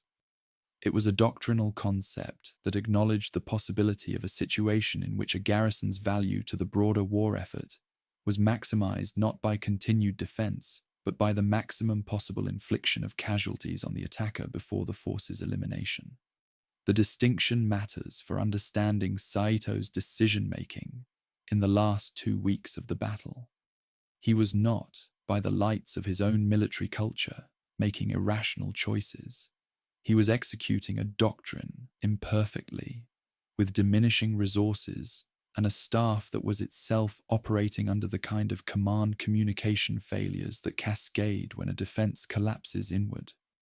The specific challenge Saito faced from late June onward was spatial. The American advance, assisted by the artillery observation from Tapochau, was systematically compressing the remaining Japanese-held territory from 3 directions simultaneously. The 2nd Marine Division pressed from the west, the 4th Marine Division from the southeast, and the 27th Infantry Division, reorganized after the relief of Ralph Smith and now under the command of Major General Sandiford Jarman, later replaced by Major General George Greiner, pressed through the central corridor. By June 30th, the Japanese-held area of Saipan had been reduced to roughly the northern quarter of the island. The Tanapag Plain, the high ground around Marpi Point, and the coastal cliffs at the island's northern tip. Saito's effective combat strength at that point was approximately 4,500 to 5,000 men capable of organized resistance, against an American force of approximately 35,000 effective troops, a ratio of roughly 7-to-1, in terrain that no longer offered the Japanese defensive advantage of the southern fortifications. Radio traffic analysis by American signals intelligence units operating as part of the 5th Amphibious Corps Intelligence Section, tracked the degradation of Japanese command communications through late June. The frequency of encrypted traffic from Saito's headquarters to Imperial General Headquarters in Tokyo declined from multiple messages daily in the first week of the battle to approximately one message per day by June 28th. The content of those messages, decrypted in part through the MAGIC program and partially reconstructed from captured documents, shifted from operational reporting to increasingly formulaic expressions of intent, affirmations of the garrison's commitment, requests for support that the sender must have known could not be answered, and finally, the formal reporting structures that the Japanese army maintained regardless of tactical circumstances, because the maintenance of communication form was itself a form of institutional discipline. One message, dated July 4th and cited in the Marine Corps' Breaching the Marianas monograph, read in partial translation: "The garrison continues to fight. We acknowledge no possibility of relief. The spirit of the troops remains." Saito filed that message on the day American forces crossed the Tanapag Plains' southern edge. The question of what Saito knew about the Battle of the Philippine Sea, and when he knew it, is one of the most consequential pieces of intelligence history in the entire Saipan campaign. The naval battle occurred on June 19th and 20th. By June 21st or 22nd, Saito's headquarters would have received some form of communication about its outcome. The Japanese Navy's reporting protocols would have softened the scale of the defeat. Official communications from Imperial General Headquarters tended to minimize bad news while still conveying the essential operational fact. But the meaning would have been clear. The fleet was not coming. Captured documents recovered after the battle's end and cited in subsequent Army historical analysis suggest that Saito received a communication on approximately June 23rd, acknowledging the fleet's withdrawal and the reduction of reinforcement possibilities. The document's phrasing used the formal language of strategic redeployment, but Saito, as a senior officer, would have understood what the redeployment meant for his garrison's survival probability. He continued fighting for another 2 weeks. Saito's final order, issued on the evening of July the 6th, 1944, has been quoted and misquoted in enough context that it's worth being precise about what the authenticated version actually says. The order, as reconstructed from Japanese prisoner of war accounts and partially recovered documents, directed surviving military personnel to counterattack with all available weapons at dawn on July the 7th near Tanapag Harbour on the island's northwest coast. The order included a passage addressed to the garrison's civilian population that used the word gyokusai in its formal sense, and that passage has been interpreted, both in contemporary American reporting and in subsequent historical analysis, as directing civilians to participate in the attack or to commit suicide rather than surrender. The interpretation is not entirely wrong, but it is not entirely accurate either. The imperial rescript issued by the Hirohito government in June 1944, distributed to garrison commanders throughout the Pacific, did use language encouraging Japanese civilians in occupied territories to choose death over capture. Whether Saito's specific order amplified that language or merely transmitted it is unclear from the documentary record. I want to be deliberate about the distinction between the doctrinal framework and the civilian deaths that followed, because conflating them produces a false clarity about causation. Japanese civilians died at Marpi Point in the days following the Banzai charge, between several hundred and several thousand, with estimates varying widely in the sources, and the circumstances of those deaths ranged from direct command pressure to fear of American forces based on propaganda, to the transmission of panic through a civilian population that had watched 3 weeks of combat and had no framework for evaluating the reality of American treatment of surrendered Japanese. Some civilians jumped from the cliffs at Marpy Point after watching soldiers do so. Some were killed by soldiers who interpreted the Gyokusai doctrine as applying to civilians. Some surrendered to American forces despite pressure not to. The record is not uniform. It is not, in other words, a simple story of command authority producing a predictable civilian outcome. It is a story of a doctrine designed for soldiers being applied, partially, inconsistently, and with lethal effect, to a civilian population that had never been trained in what the doctrine meant. By the evening of July the 6th, when Saito dictated his final order, his command post was in a cave in a hillside north of Garapan, approximately 2 kilometers from Tanapag Harbor. His effective staff had been reduced to a handful of officers. Communications to subordinate units were sporadic and in some cases impossible because the wire lines had been cut by American artillery and radio operators had been killed or their equipment destroyed. Saito's order was transmitted orally to the officers who were present and was supposed to cascade downward through whatever remained of the command structure. How much of it reached the approximately 4,000 men who participated in the attack the following morning, and in what form, is unknowable. After issuing the order, Saito consumed a ritual last meal with his remaining staff, recited traditional Japanese poetry. The accounts of this moment come from the few survivors who were present, and they agree on the poetry, though not on the specific verses, and then died by suicide, assisted by his adjutant, Vice Admiral Chuichi Nagumo. The naval commander on Saipan died separately on the same day. The island's 2 senior commanders were both dead before the attack they had ordered began. The Gyokusai concept, as a military doctrine, was formalized in the Imperial Japanese Army's regulations in ways that have no direct Western equivalent, though the concept of a final stand to the last man appears in military cultures across history.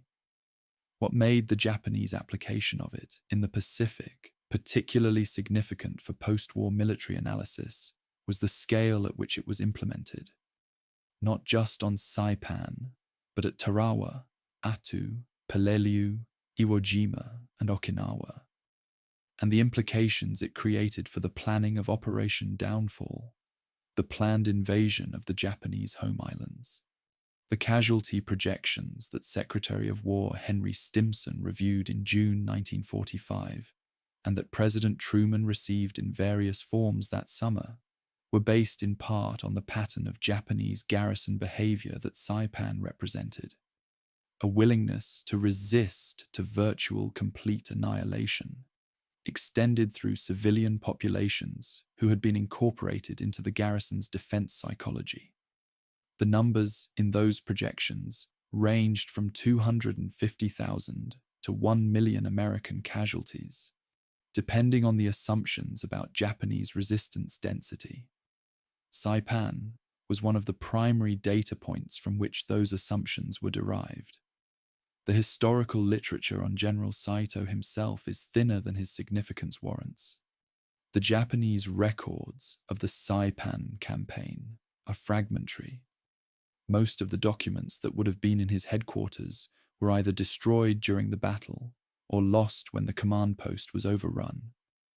And the American accounts of Saito treat him primarily as a tactical obstacle rather than as an individual. He appears in the Marine Corps monograph, in captured document analysis, in prisoner of war accounts, and in the photographic record of his funeral, conducted by American military personnel on July 13th, 1944, with a degree of formality that was standard protocol for senior enemy officers. He was buried on the island.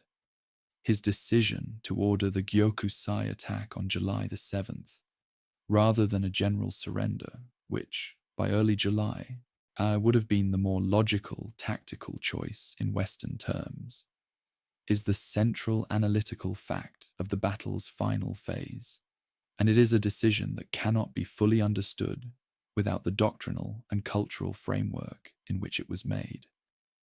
Chapter 12. The largest Banzai charge.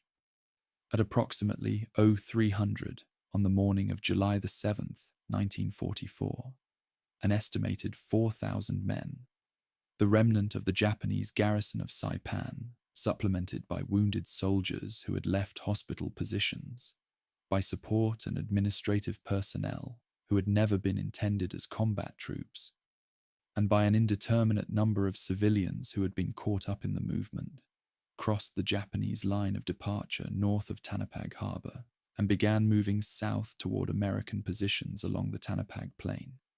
The attack was the largest Banzai charge of the Pacific War by every measure. Number of participants, geographic scope, and the scale of the American response it generated. The units holding the American line at the point of attack were primarily from the 27th Infantry Division, the same division whose performance had generated the Smith versus Smith controversy 2 weeks earlier. Specifically, the 1st and 2nd Battalions of the 105th Infantry Regiment. The battalions were dug in, but thinly. Each occupied a frontage of approximately 1,000 yards, which for a battalion of approximately 700 effective men meant defensive density of roughly 1 man per yard of front, with no reserve line and limited wire obstacles. The first American notice of the attack came from listening posts approximately 300 yards forward of the main line of resistance. A sergeant's account, cited in the regimental history of the 105th Infantry and preserved in the Army's historical record, describes hearing a sound like a large crowd in the dark, getting louder, with individual voices becoming audible, shouting something I couldn't make out. The listening post team pulled back to the main line and reported. The battalion commander, Lieutenant Colonel William O'Brien, had approximately 15 minutes before the leading edge of the Japanese formation reached his position. He used 12 of those minutes to get every available weapon manned and to request artillery support from the Corps Fire Direction Center. The request was transmitted, so the Fire Direction Center was already receiving requests from multiple positions as Japanese probing attacks hit other sectors simultaneously. The first artillery rounds landed approximately 3 minutes before the main body reached the American wire. The fighting that followed lasted approximately 15 hours, from roughly 0300 to approximately 1800 on July the 7th. And the timeline requires that precision, because the Banzai charge is a phrase that implies a single, decisive moment, when the reality was a sustained, chaotic, and repeatedly reconfiguring engagement across roughly 2 miles of coastal plain. The initial penetration was deep. The Japanese overran the 1st Battalion's left flank within the first 30 minutes, killing or wounding approximately 125 men, and pushing through to the headquarters of the 105th Infantry itself, where the regimental staff, clerks, communications personnel, and the regimental commander's party fought with small arms to prevent the headquarters from being overrun. The 105th's Operations Sergeant, Technical Sergeant Thomas Baker, was already wounded when the headquarters position was threatened.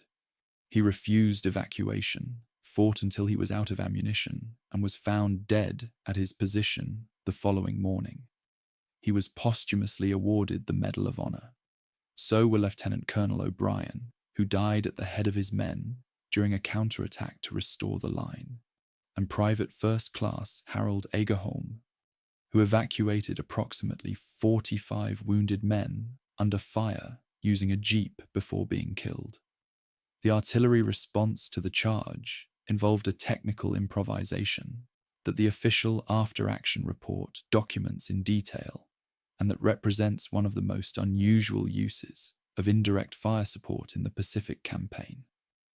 As the Japanese formation penetrated the American line, the normal artillery support procedures, in which fire is directed ahead of the friendly forces, became unusable because the ahead and behind of the defensive line were no longer consistent.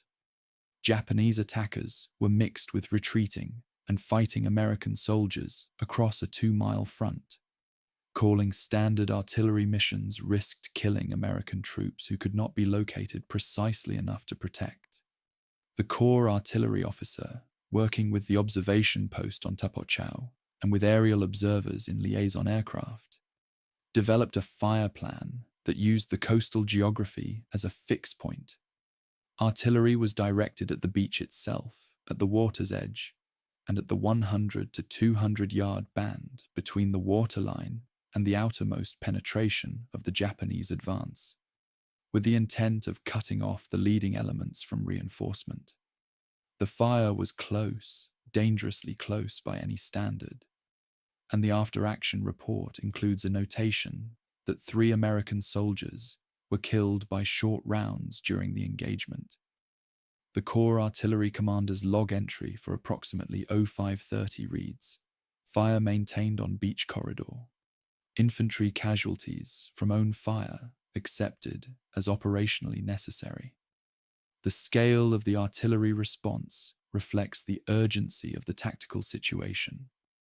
During the 15 hours of the engagement on July the 7th, approximately 2,200 artillery rounds were fired by Corps and Division artillery in direct support of the Tanapag Plain defense. An additional 300 naval gunfire rounds were fired by destroyers operating in the anchorage, directed by the same shore fire control parties who had been coordinating naval gunfire since D-Day. The total weight of metal, approximately 185 to 190 tons, was distributed across a roughly 2 by 2 mile area of coastal plain, beach, and shallow water. The effect on the Japanese formation was devastating. By late morning, Japanese units that had penetrated the deepest were being engaged from 3 sides as American infantry consolidated counterattack positions to the south, and the artillery continued to suppress the beach corridor to the north. The advance, which had covered roughly 2 miles in the first 3 hours, had stopped. One of the complications in assessing the July 7th engagement is the question of civilian participation, which the documentary record addresses inconsistently. The after-action reports focus on military objectives and report Japanese military casualties with relative precision. Approximately 3,800 to 4,000 bodies were counted in the engagement zone between July 7th and July 9th. The presence of civilians in the attacking formation is referenced obliquely in several after-action reports. Descriptions of individuals in civilian clothing among the attackers, of women carrying weapons, of unarmed individuals moving with armed groups, but quantified estimates of civilian deaths in the charge itself are absent from the military documentation. The post-war civilian casualty, accounting for Saipan, places total civilian deaths at approximately 8,000 to 10,000 across the full 24-day battle.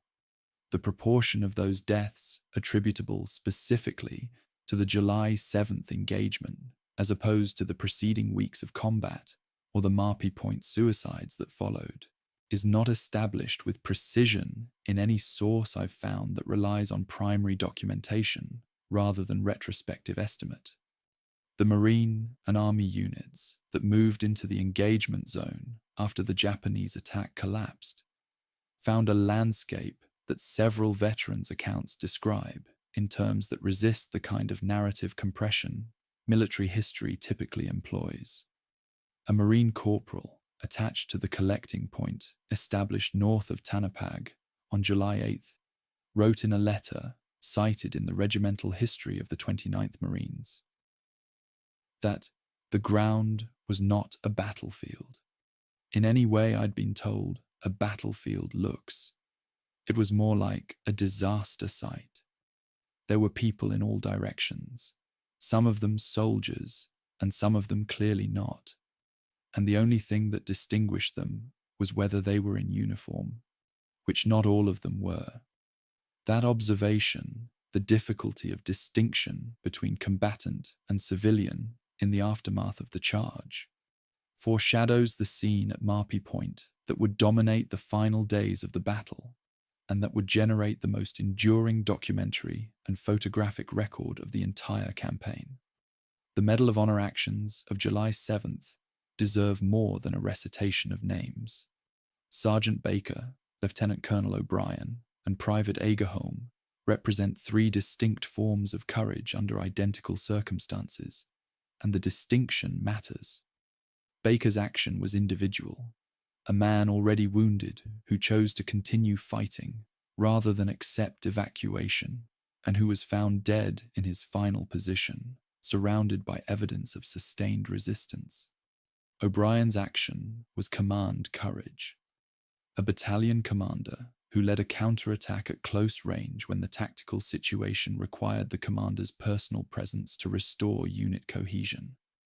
Agerholm's action was logistical courage, the recognition in the middle of a penetration that had broken the regimental headquarters line, that the wounded men who could not move were as much in mortal danger as the men still fighting, and the decision to do something about that with a jeep and a willingness to drive into the engagement zone. All three men died on July 7th. The Army posthumously awarded them the Medal of Honor.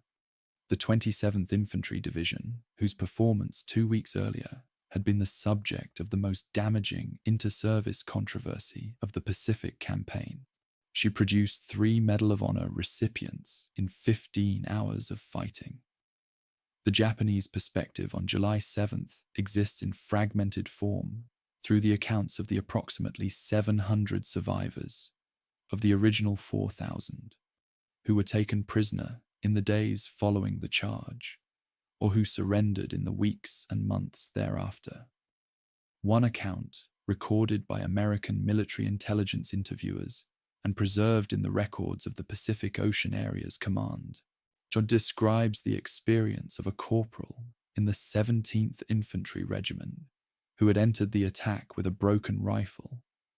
The bolt mechanism had jammed and could not be cleared, and who had carried it for the entire attack, not because he had been ordered to, but because to go without any weapon was more shameful than to go with one that didn't work.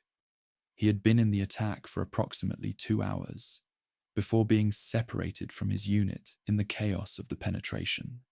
He found himself alone, without ammunition, behind the American line, and had lain in a drainage ditch for 36 hours before being found by an American infantry patrol.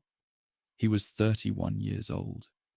He had been drafted in 1942, had been assigned to Saipan in March 1944, and had never fired his rifle at an American soldier because it had never worked. History keeps these men badly. I find myself returning to that corporal in the drainage ditch when thinking about what July 7th meant in terms of scale. 4,000 people crossed that line of departure in the dark. Approximately 700 were alive, as prisoners or in hiding or scattered in the remaining northern terrain. When the battle ended 2 days later, the 3,300 dead were not abstractions. They were men of various degrees of willingness, various degrees of combat effectiveness, various degrees of understanding of what they were doing and why, who crossed a line in the dark because a general who was already dead had told them to. The Banzai charge is documented in the military record as a tactical event, an attack of a specific size against a specific position with specific consequences. It was also a human catastrophe of a specific magnitude, generated by a specific doctrine in specific terrain on a specific morning. The distance between those two descriptions is not merely rhetorical. It is the distance between what military history records and what actually happened. Chapter 13. Marpi Point. The northern tip of Saipan ends in a limestone shelf that drops roughly 80 feet to the ocean. In July of 1944, that shelf acquired a name that would outlast the battle, the decade, and most of the people who were present to witness what happened there. Suicide Cliff, and below it, Banzai Cliff. American correspondents named them. The names stuck because they were accurate. Between approximately July the 7th and July 9th, in the 2 days following the destruction of the Banzai charge on the Tanapag Plain, American infantry and their attached units moved north along Saipan's western coast and encountered, at the island's outermost point, a scene that multiple witnesses described in terms that appear repeatedly in the primary record. They had no framework for what they were seeing.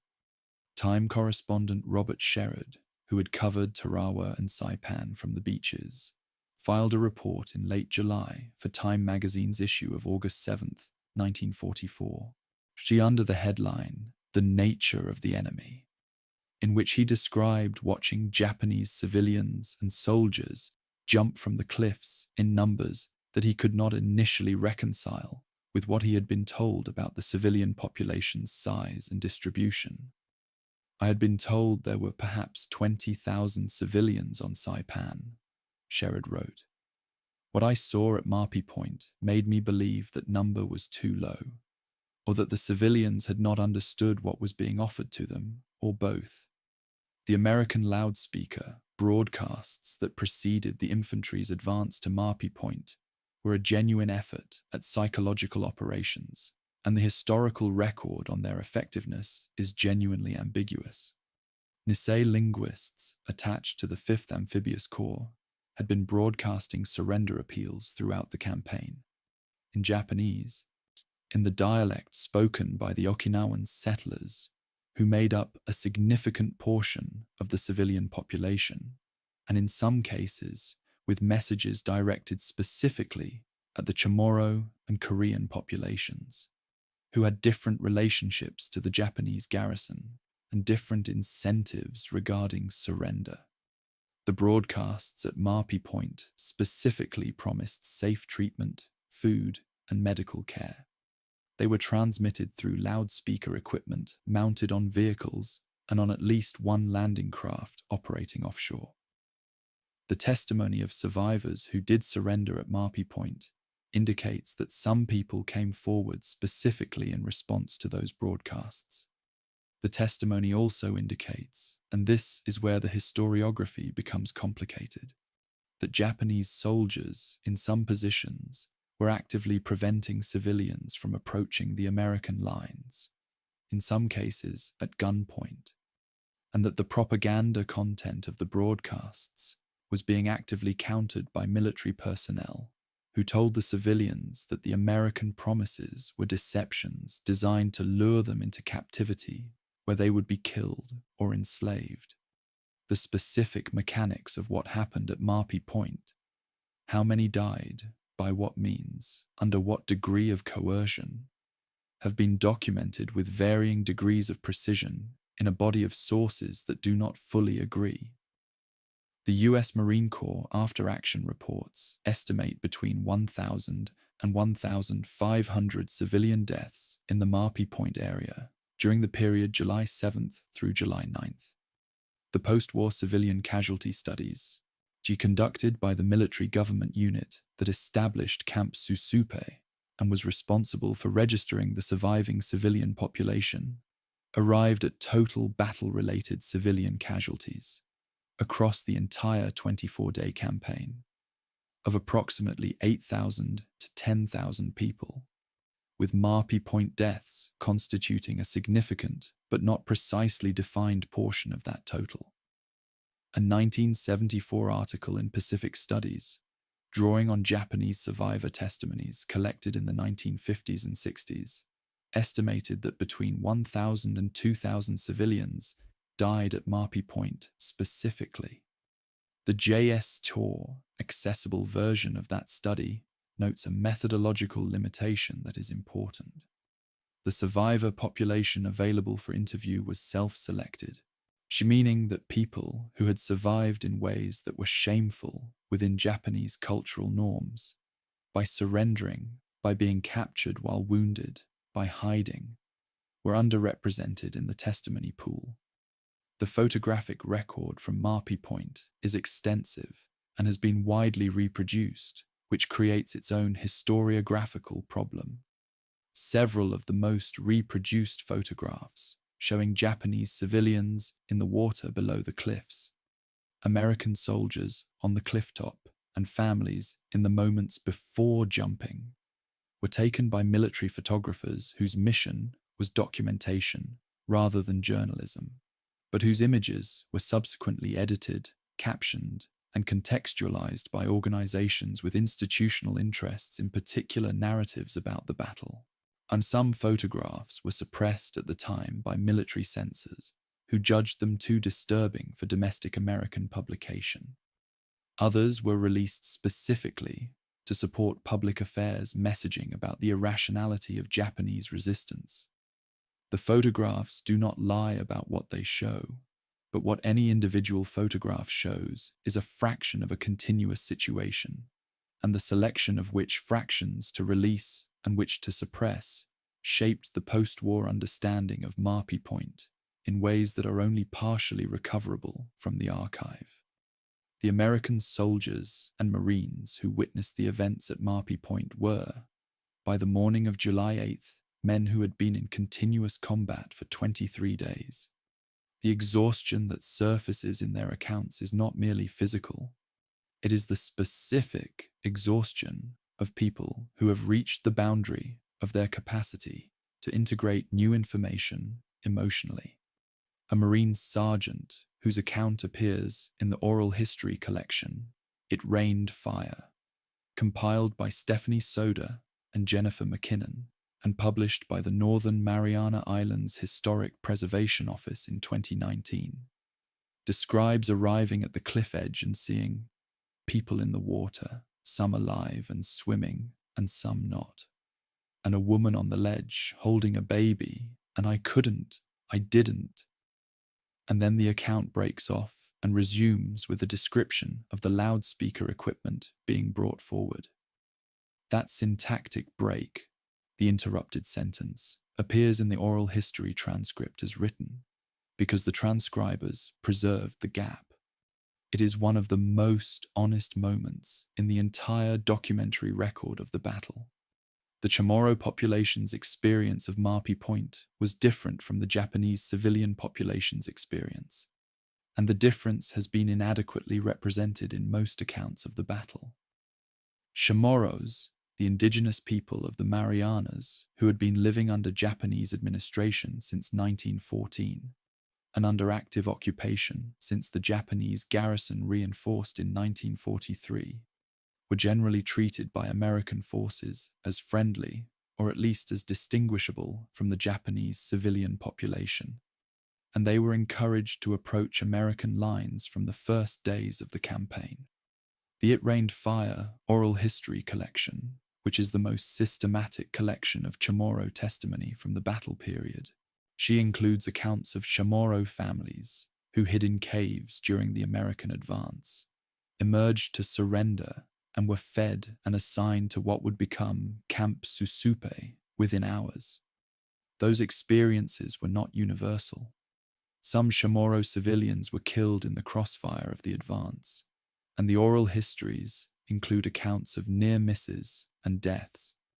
But the structural situation of the Chamorro population at Marpi Point was different from that of the Japanese settlers, who had no prior relationship with American forces, and whose primary cultural reference for American intentions came from the Japanese garrison's propaganda.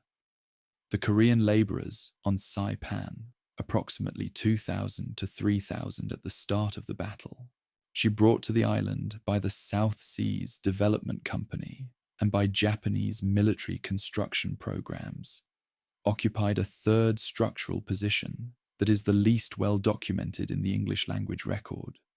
Korean laborers were not Japanese citizens, had not come to Saipan voluntarily in most cases, had complex and often hostile relationships with the Japanese military personnel under whom they worked, and had no obvious cultural or political affiliation with the Japanese resistance. Some Koreans sought American lines early in the campaign. Some were prevented from doing so by Japanese soldiers who feared they would provide intelligence. Some were killed by Japanese soldiers during the collapse for precisely that reason. The American after-action documentation counts Koreans in the civilian internment statistics at Camp Susupe. Approximately 1,350 Koreans were registered at the camp. But the accounts of what happened to the Korean population during the Marpi Point events are almost entirely absent from the American primary record, and survive primarily in Korean language sources that were not systematically incorporated into the American or Japanese historical literature until the 1990s. I want to be direct about the analytical problem at the center of this chapter. The deaths at Marpi Point have been attributed, in most popular accounts of Saipan, to a combination of Japanese propaganda, Gyokusai doctrine, and direct military coercion of civilians. All three factors were real and documented. But the accounts of survivors, preserved in the oral history collections, in military intelligence interviews, and in post-war testimony, also describe deaths that resulted from panic, from the transmission of fear through a crowd that had watched 3 weeks of combat and had no reliable information about what surrender meant in practice, and from the specific psychological conditions of a population that had been told, repeatedly and by authority figures they had previously trusted, that Americans did not take prisoners. Disentangling those motivations, coercion versus propaganda versus independent fear-driven action, is not possible from the sources that exist. The deaths at Marpi Point were caused by the war in the fullest sense, by the decision to invade, by the decision to resist, by the propaganda that preceded both decisions, and by the specific conditions of Saipan's terrain and population that gave all of those decisions their particular lethal expression. The American government's formal response to Marpi Point was to issue a proclamation, broadcast in Japanese over military radio on July 9th, the day the island was declared secure, urging any remaining civilians and soldiers to come forward and guaranteeing their safety. The proclamation was signed in the name of Commander Task Force 56 and promised food, medical care, and humane treatment. Between July 9th and the end of July, the civilian internment population at Camp Susupe grew from approximately 13,289 to approximately 17,265, an increase of approximately 4,000 people who emerged from hiding in the island's cave systems and vegetation after the fighting ended. That number, 4,000 additional civilians who had survived the battle and its aftermath, and who came forward after the formal declaration of victory, is one of the most important numbers in the entire Saipan record, because it means that a significant portion of the civilian population did not die at Marpi Point, did not die in the Banzai charge, and survived through a combination of hiding, luck, and the decision to trust the American proclamation enough to surrender. History has focused on the deaths. The survival was also a fact. The memorial landscape at Marpi Point today includes monuments erected by Japan, by the United States, here and by the government of the Commonwealth of the Northern Mariana Islands, and the 3 sets of monuments embody 3 different narratives about what happened there. The Japanese monuments emphasize sacrifice and sorrow. The American monuments emphasize the tragedy of propaganda and the cost of militarism. The CNMI monuments more recently erected and more carefully worded, attempt to hold the Chamorro and Carolinian experience alongside the Japanese and American narratives without subordinating any of them to the others. Whether those three sets of monuments can coexist at the same site without producing a kind of memorial incoherence is a question that visitors to Marpi Point have been asking in different ways since the 1980s. It is not a question that has been resolved, which may be the most honest thing that can be said about it. Chapter 14. The island declared secure. At approximately 1600 hours on July 9th, 1944, Lieutenant General Holland Smith transmitted the message that formally ended the Battle of Saipan. The exact phrasing of the declaration, "Saipan is secured," appears in the official record with a precision that the military favors for administrative purposes. And it is technically accurate in the sense that organized Japanese resistance had ceased across most of the island.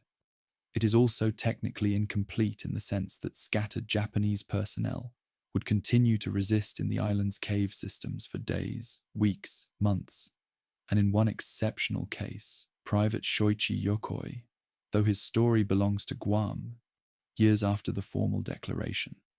On Saipan, specifically, the last organized Japanese resistance group was not eliminated until early August, and individual Japanese soldiers were captured as late as December 1944, 5 months after the declaration of security.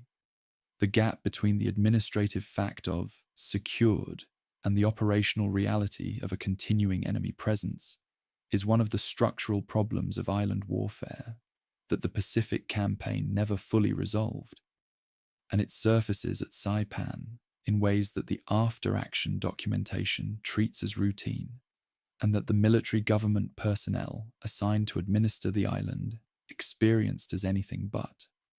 The establishment of Camp Susupe, the internment facility that became the administrative center for Saipan's surviving civilian population, began on approximately July the 15th, 1944, when the military government unit assigned to Operation Forager established registration and processing procedures at a site near Charankanoa on the island's southwest coast. The camp was organized, at least initially, along ethnic lines that reflected both American administrative convenience and the social hierarchies of the pre-war Japanese colonial system. Japanese settlers, Okinawan settlers, Korean laborers, Chamorro indigenous residents, and Carolinian residents were assigned to separate sections of the camp. The initial internee count on July 15th was 13,289 people, 2,258 Chamorro, 782 Carolinian, 1,350 Korean, and the remainder Japanese and Okinawan. The It Rained Fire oral history collection notes that the camp expanded rapidly as people emerged from hiding, reaching 17,265 internees by late July. The material conditions at Camp Susupe in its first weeks were constrained by the same logistical pressures that had defined the entire operation. Daily rations for internees were calculated at approximately 2,100 calories per person per day, adequate by wartime civilian standards, but below the 3,000 to 3,500 calories that physical laborers required. The water supply was shared with the military installations being developed on the island and was subject to the same production limitations that had created heat casualties among the military forces in the first week of the battle.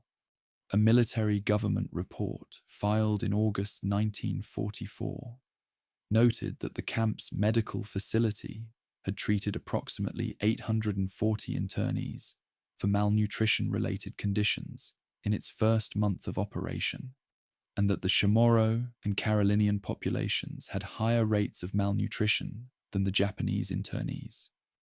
A reversal of the colonial hierarchy that had governed the island for the previous 30 years, and a reflection of the fact that the indigenous populations had been less well supplied during the Japanese military build-up period and had entered the internment camp with lower baseline nutritional status.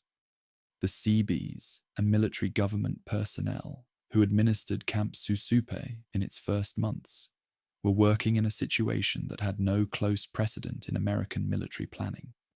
The Pacific Campaign's operational planning had included civil affairs provisions, regulations for the treatment of civilian populations in occupied areas, protocols for establishing internment facilities, procedures for registering and documenting civilian populations. But those provisions had been designed around assumptions about the size and composition of civilian populations that, on Saipan, had been significantly wrong. The pre-invasion planning estimate for the civilian population was somewhere between 15,000 and 20,000. The actual population was approximately 25,000 to 30,000. The military government personnel had staffing levels, supply allocations, and administrative protocols calibrated to the lower estimate, and they spent the first 3 weeks of the camp's existence improvising responses to a population that was approximately 50% larger than they had planned for. The improvisation was, by most accounts, reasonably successful. The camp's mortality rate in the first month was lower than comparable facilities in other theaters, but it came at the cost of significant additional strain on an administrative system that was already operating at capacity.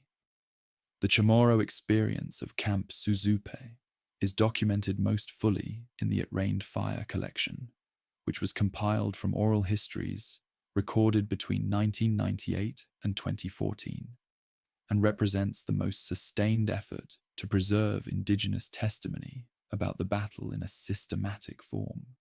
The testimonies describe a range of experiences within the camp.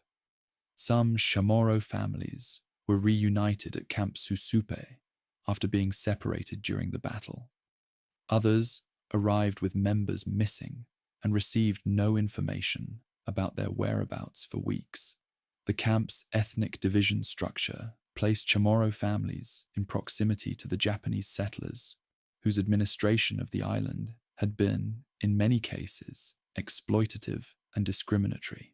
And the oral histories include accounts of tension within the camp between those populations that the American military government personnel were largely unaware of or unprepared to manage.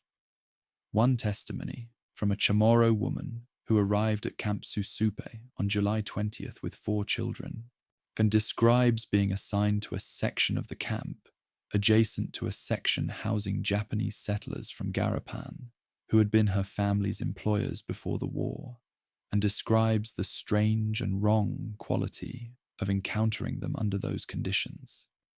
The reconstruction of Garapan, the island's main town, which had been virtually destroyed during the American bombardment and the subsequent weeks of combat, began almost immediately after the island's declaration as secured, driven by the Seabees and military government units, but dependent in large part on civilian labor recruited from Camp Susupe.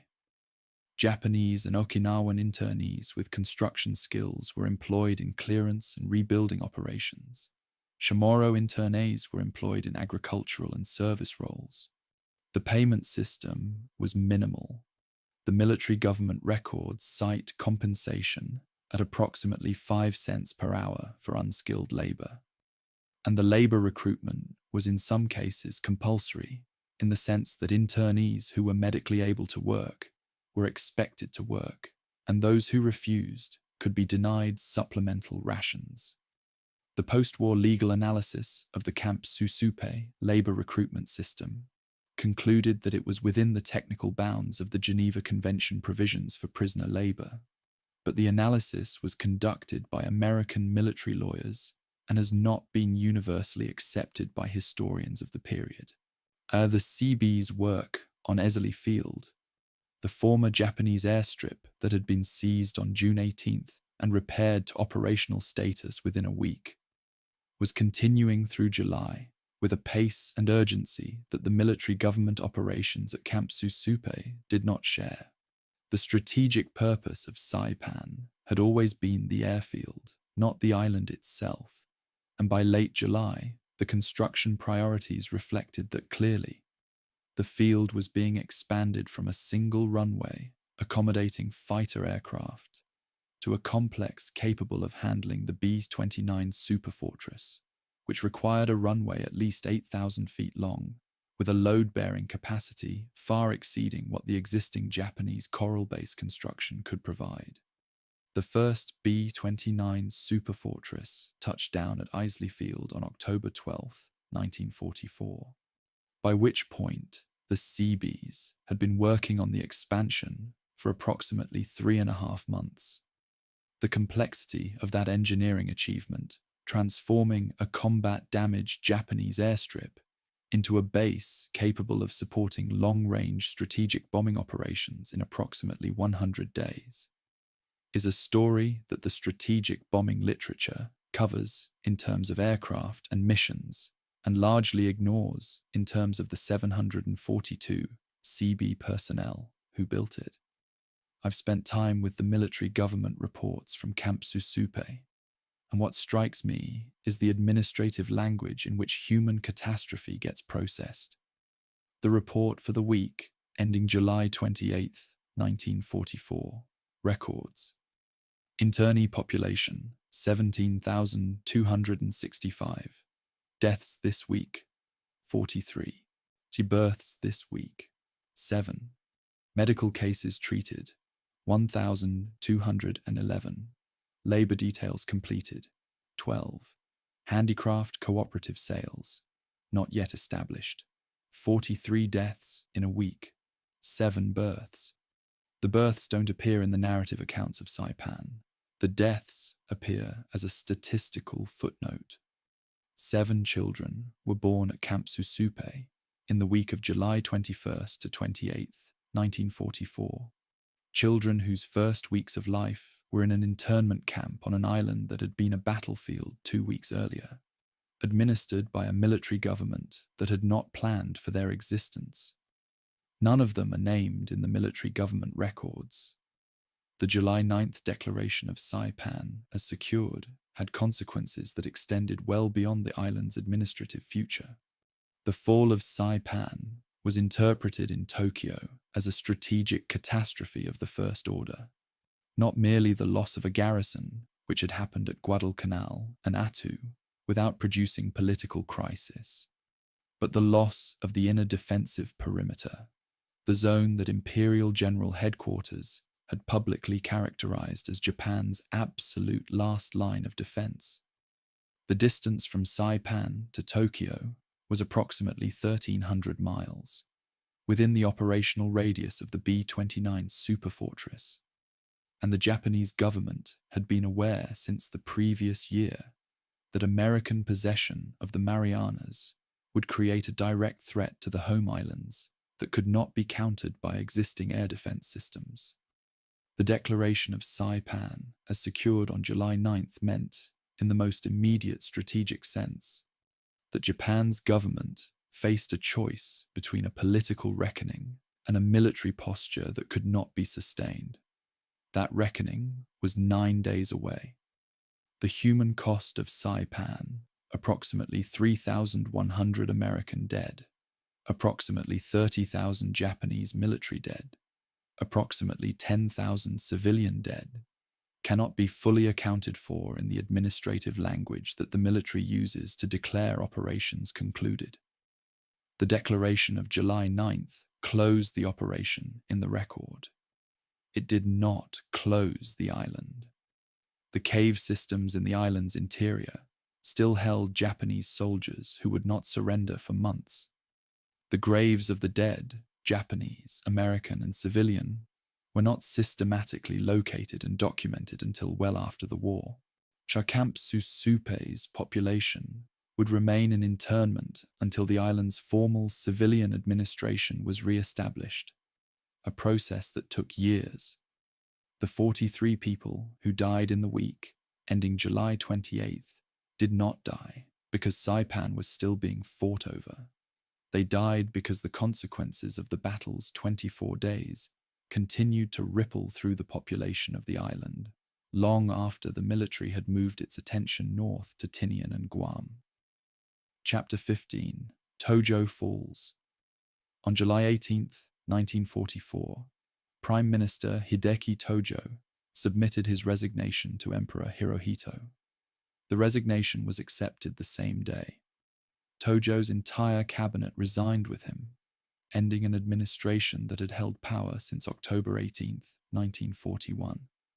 The day, 9 weeks before Pearl Harbor, when Tojo had been appointed Prime Minister with a mandate to prosecute the war that his predecessor had been too cautious to commit to. The resignation was not spontaneous. It was the product of a political process that had been accelerating since the fall of Saipan became certain in late June, and it involved the most senior figures of the Japanese state: the Lord Keeper of the Privy Seal, Marquis Koichi Kido, the senior members of the Supreme War Council, and, in the background, Emperor Hirohito himself, whose role in the resignation remains a subject of historical debate that the available sources do not fully resolve. What is not debated is the causal connection. Tojo fell because Saipan fell, and the mechanism of that causation is visible in the documentary record in ways that are more specific and more instructive than the general claim usually conveys. The political logic of the Tojo resignation begins with a specific claim that Tojo had made publicly and repeatedly during the previous year, in speeches to the Imperial Diet and in public communications.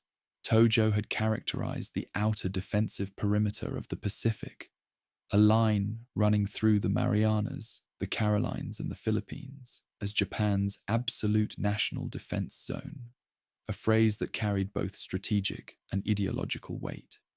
The phrase meant that the fall of any position within that zone would represent not merely a military setback, but a failure of the strategic framework around which the government had organized public expectations and political support.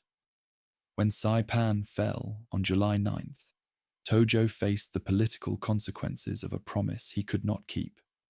The Lord Privy Seal Kido's diary, one of the most valuable primary sources for the internal politics of wartime Japan, records that Tojo visited Kido on July 13th, and that the conversation concerned the political consequences of Saipan's loss and the question of whether the government could survive them. Kido's entry for that day uses the formal language of political assessment, but its meaning is clear. The question being discussed was not whether Tojo's government was in trouble, but whether it could be replaced in a way that did not produce a political crisis that would accelerate the war's end on terms unfavorable to Japan. The senior statesmen, former prime ministers who met in a formal advisory capacity as the Jushin, convened on July 16th and reached a collective assessment that Tojo's resignation was necessary. The Jushin included figures such as former prime ministers Hirota, Konoe, Okada, Wakatsuki, and Hiranuma, men who represented different factions of Japanese conservative politics, but who shared a reading of the strategic situation that was substantially more accurate than Tojo's public statements had acknowledged. The detailed record of the Jushin's July 16th meeting is fragmentary. The primary sources are post-war testimony from participants, Kido's diary, and some surviving internal documents. But the essential conclusion is recoverable. The fall of Saipan had demonstrated that the absolute national defense zone was not defensible, that the war's current trajectory led to eventual American bombardment of the home islands, and that a government that had predicated its credibility on the zone's defense could not credibly manage the war's continuation. Tojo resigned 2 days later. His replacement, General Kuniaki Koiso, was selected specifically as a transitional figure who could maintain military control of the government while allowing space for diplomatic exploration of the war's possible termination. The New York Times coverage of Tojo's resignation on July 20th, 1944, reporting dated approximately 2 days behind the event due to transmission schedules, characterized it as the most significant political development in Japan since Pearl Harbor, and cited American strategic planners who interpreted the resignation as evidence that Japan's leadership understood the war's trajectory. That interpretation was partly correct and partly wishful. The Koizo government that replaced Tojo was not a peace government. It was a government that retained the military's structural dominance of Japanese politics and that continued the war under conditions that had not materially changed.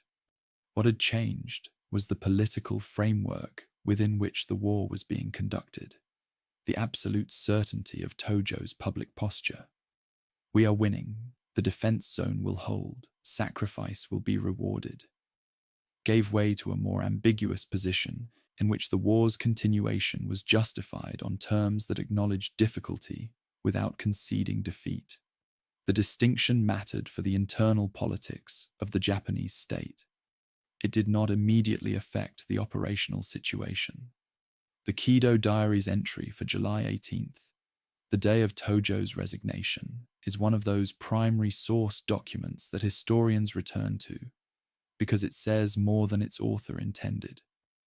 Kido was a careful diarist, trained in the bureaucratic precision of the imperial household, and his entries are typically formulated to document fact rather than express opinion. The July 18th entry records the formal exchange of resignation documents, the emperor's formal acceptance, and the procedural steps for the cabinet's dissolution. And then, at the end of the entry, Kido wrote a single sentence that falls outside the formal documentation. The loss of Saipan cannot be recovered. He did not elaborate. He did not need to. In the context of a diary kept by a man who had spent the previous 3 years managing the relationship between the imperial household and a government that was losing a war, it had started, that sentence contains the weight of everything that the formal documentation was designed to not say directly. The American public's reception of Tojo's resignation was complicated by the fact that it arrived simultaneously with news of heavy American casualties at Saipan. The War Department had been managing casualty reporting carefully throughout the campaign, and the public figures available in mid-July, released through the standard military press office channels, were below the actual numbers. The figure of 16,500 American casualties that appears in most post-war summaries was not publicly available in full in July 1944. The released figures were lower, and the discrepancy between released and actual numbers would not be fully resolved in the public record until post-war. The juxtaposition of Tojo's fall with American casualties created a specific public affairs challenge, celebrating the political consequence of a victory that had cost more lives than the official figures acknowledged required a careful handling of the scale of the cost. Robert Sherrod's Time reporting navigated this problem by focusing on the military's professional conduct rather than the casualty figures, an editorial choice that was consistent with wartime censorship guidelines and that produced coverage that, read today, has a slightly shifted center of gravity relative to the full picture. General Tojo's personal trajectory after the resignation traces an arc that the post-war literature has documented thoroughly without entirely settling. He attempted suicide in September 1945, shortly after the Japanese surrender, by shooting himself in the chest with a pistol. He survived, was nursed back to health by American military doctors, was tried before the International Military Tribunal for the Far East, and was executed by hanging on December 23, 1948. The trial record, which runs to thousands of pages, addresses the question of his personal responsibility for the war's conduct, including the treatment of prisoners and civilians in occupied territories. The tribunal's verdict was death. The historical assessment of Tojo's role has been complicated by subsequent scholarship on the structure of Japanese military decision-making, which suggests that personal agency at the prime ministerial level was more constrained by institutional and factional pressures than the tribunal framework assumed. This is not an exculpatory argument. It is a structural one, and it matters for understanding why the Tojo resignation, which looked from the outside like a decisive political event, produced so little immediate change in the war's operational trajectory. The connection between Saipan's fall and Japan's eventual surrender is often stated in the language of inevitability. Saipan made the atomic bomb decision possible, or Saipan opened the road to Tokyo. And those framings contain truth, but compress the actual causal chain in ways that misrepresent the complexity of the 1944 to 1945 decision-making process. Saipan's fall demonstrated the failure of the absolute defense zone doctrine and removed a government that had staked its credibility on that doctrine. Just it did not produce a Japanese government willing to negotiate surrender on terms the United States would accept. The Koizo government explored diplomatic channels, primarily through Soviet intermediaries, whose neutrality agreement with Japan remained in force. But those explorations were conducted on the assumption of a negotiated settlement that preserved the imperial system and avoided occupation, conditions that the United States, at that stage of the war, was not prepared to accept. The distance between Tojo's resignation in July 1944 and Japan's surrender in September 1945 was 14 months of additional fighting. Leyte Gulf, Iwo Jima, Okinawa, the firebombing campaigns, in which the death toll on all sides dwarfed the toll at Saipan. I find the Kyoto diary entry for July 18th the most useful single document for understanding what Saipan's strategic significance meant in real time, as opposed to retrospect. The loss of Saipan cannot be recovered. Not the loss of Saipan may prove difficult to overcome, or the loss of Saipan represents a significant challenge. Cannot be recovered. A senior Japanese official, writing for himself on the day the government fell, had arrived at a conclusion that the replacement government would spend 14 months refusing to act on.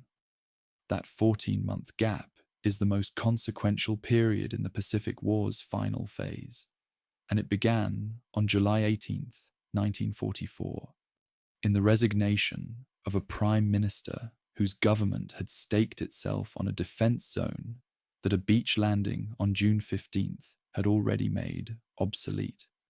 The Tojo resignation is, in one framework, the political culmination of the Battle of Saipan, the event in Tokyo that confirmed the strategic significance of what had happened militarily in the Marianas. In another framework, it is the point at which the battle's consequences became separated from the battle's execution, entering the domain of high politics and strategic calculation, rather than infantry and logistics. The men at Camp Susupe, filing through registration lines in July heat, were not thinking about the Jushin or Kido's diary or the Koiso cabinet. The Seabees, extending the runway at Isley Field, were thinking about load-bearing capacity and drainage grades. The Marine sergeant, filling out casualty forms for the third time in a week, was thinking about names. The political event in Tokyo that sealed the battle's strategic meaning happened 3,000 miles away from the people who had created the conditions for it. Chapter 16, The First Plane to Tokyo. On November 24, 1944, 111 B-29 superfortresses of the 21st Bomber Command took off from Isley Field on Saipan and turned northwest toward Tokyo. The mission, codenamed San Antonio 1, was the first American strategic bombing raid on the Japanese capital since Lieutenant Colonel James Doolittle's 16 B-25s had struck the city in April 1942 from the carrier Hornet, a mission whose military effect had been minimal and whose psychological effect on both sides had been enormous. The November 24th mission was different in kind, not just scale. The B-29 superfortress had a combat radius of approximately 1,500 miles, which meant that Saipan, 1,300 miles from Tokyo, put it within the superfortress's operational range with margin for combat maneuvering. The Doolittle raid had required a carrier because no land base within range existed. The San Antonio 1 mission required no carrier because the Seabees had spent 112 days since the battle's end, converting a Japanese fighter strip into a facility that could handle 100-plane B-29 operations. The geometry of the Pacific War had changed in a way that was, in the most literal sense, architectural. The technical specifications of the B-29 superfortress in November 1944 represent one of the most impressive and simultaneously most troubled engineering achievements in American aviation history. The aircraft was designed to fly at altitudes between 25,000 and 30,000 feet, above the effective ceiling of most Japanese interceptors and anti-aircraft fire, at a cruising speed of approximately 220 miles per hour, carrying approximately 20,000 pounds of bombs over a combat radius of 1,500 miles. It was the largest American combat aircraft of the war, with a wingspan of 141 feet 9 inches and a pressurized crew compartment that allowed operation at high altitude without oxygen masks. It also had an engine problem that its combat crews were intimately aware of. The Wright R3350 duplex Cyclone engines that powered the aircraft had a tendency to overheat at high power settings, and the overheating could progress to engine fire in ways that were not always preventable by standard throttle management. B-29 engine fires claimed several aircraft and crews before the mechanical problems were partially addressed through procedural modifications and engineering changes in late 1944 and early 1945. The crews who flew San Antonio, why knew this? They flew anyway. Search B-29 first. Tokyo Raid, November 24th, 1944, San Antonio. 1 results, Musashino accuracy, high altitude bombing. Results details, view, search Saipan, 1944, legacy Pacific War operation, downfall casualty estimates atomic bomb decision, Stimson, 1945, view, read https://theaviationgeekclub.com/almost-nothing, -went, -right, -the -first, -unsuccessful, -B-29 raid on Tokyo, led by former commander of Memphis Bell /view read, https://theamericanpresident.us/images/projections.pdf view search. 21. Bomber Command. LeMay firebombing, March 1945. Low-altitude incendiary, Tokyo Operation Meetinghouse Saipan Bases Statistics. View search Saipan. 1944, documentary Legacy, Modern Micronesia, CNMI, Memorial 2026 Descendants. Reconciliation View, read https://www.nationalww2museum.org/war/articles/hellfire-earth-operation-meetinghouse view. Read https://www.nmhcouncil.org/wp-content/uploads/islands-after-the-war ebook.pdf view. I now have all the research needed to complete chapters 16 and 17. Here are the final two chapters, continuing directly from where chapter 16 was interrupted. The B-29 engine fires claimed several aircraft and crews, before the mechanical problems were partially addressed through procedural modifications and engineering changes in late 1944 and early 1945. The crews who flew San Antonio, one knew this. They flew anyway. 110 aircraft of the 73rd Bombardment Wing departed Isley Field on the morning of November the 24th. By the time the formation reached Mount Fuji, the navigation landmark that marked the turn toward the target 10 miles west of central Tokyo, only 87 aircraft were still with the formation. 17 had aborted before reaching Japan. The rest had turned back with mechanical failures. The target was the Nakajima Aircraft Engine Factory at Musashino, which produced power plants for a significant portion of Japan's operational fighter fleet. The weather over Musashino was uncooperative in a way that no amount of pre-mission meteorological analysis had accurately predicted. Cloud cover between the formation and the ground obscured the target at the moment of bomb release. She and the aircraft were caught in a jet stream wind exceeding 120 miles per hour that pushed the bombers over their aim points at approximately 450 miles per hour.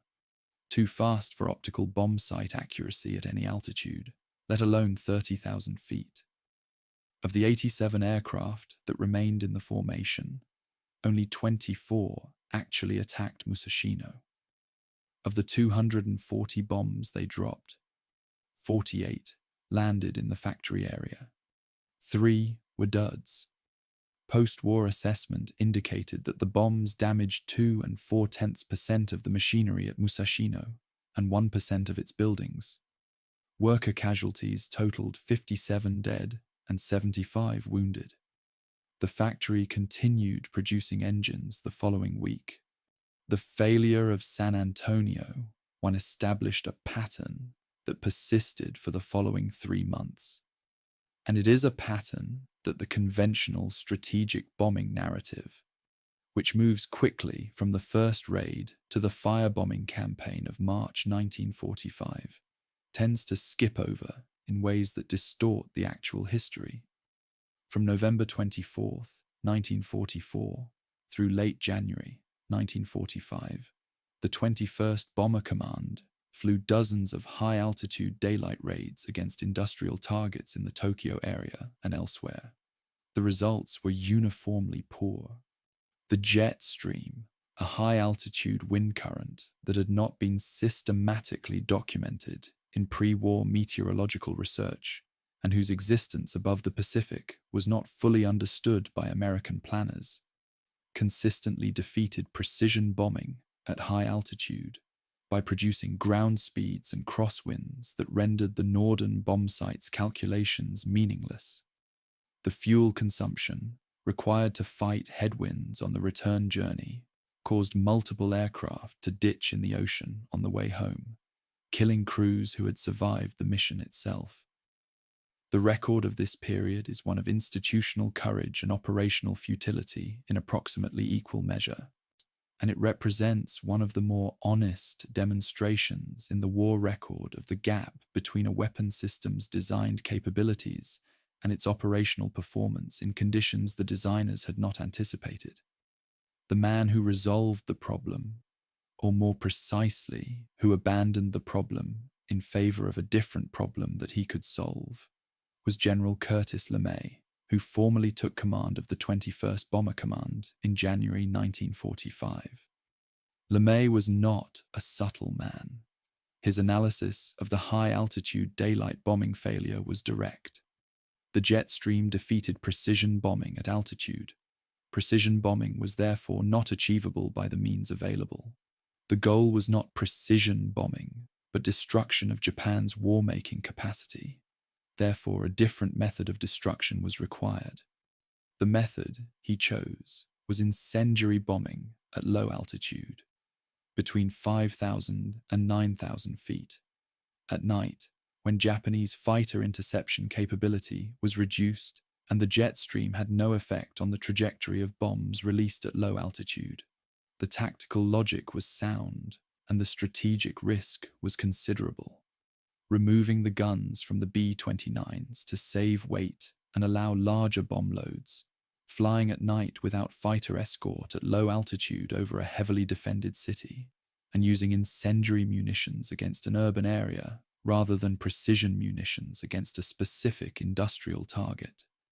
LeMay briefed his crews, ordered the mission, and on the night of March 9th to 10th, 1945, sent 279 B-29s over Tokyo from bases on Guam, Saipan, and Tinian, with 1,665 tons of incendiary bombs. The results of Operation Meeting House are documented in the mission report filed by Headquarters, 21st Bomber Command, a document now accessible through the National Security Archive and signed by LeMay. The report records that 16 square miles of central Tokyo were destroyed. 250,000 buildings were burned.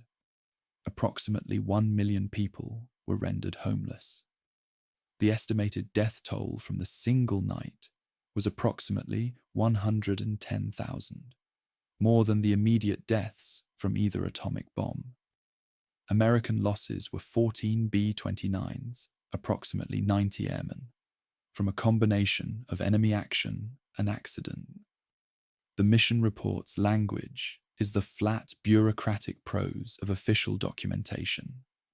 It records tonnage, sorties, results, and losses with the precision of an accounting document. What it does not record and cannot record is the experience described by Bombardier Maynard David, whose account appears in the National World War II Museum's historical record. When the bomb bay doors opened, the plane filled with smoke from the ground, and we smelled this horrible odor. We closed the bomb bay doors after we dropped and headed to sea. The odor was still so strong in the plane that the pilot ordered me to open the doors again to let the fresh air in. David did not explain in his account what the odor was. He didn't need to. The connection between the Battle of Saipan and Operation Meeting House is not metaphorical. It is architectural and logistical in the most literal sense. Every B-29 that lifted off from Isley Field on any mission against Japan had been enabled to do so by the CB construction program that transformed a Japanese Coral fighter strip into a long-range bomber base in approximately 112 days between July and October 1944. The runway that Brigadier General Emmett O'Donnell's aircraft used on November 24th was built by the same men who had been working alongside, and in some cases under fire from, the remaining Japanese defenders in the island's cave systems. The connection goes further.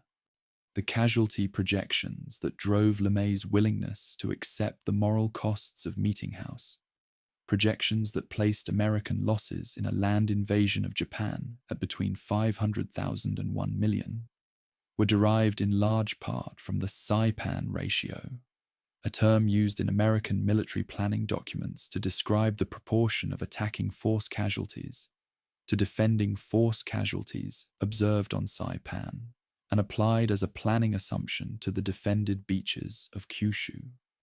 The battle that had ended with Saipan, declared secure on July 9th, was still, in November 1944 and March 1945, generating its consequences in the form of strategic calculations, tactical doctrines, and ultimately command decisions whose human costs extended far beyond the island's shores.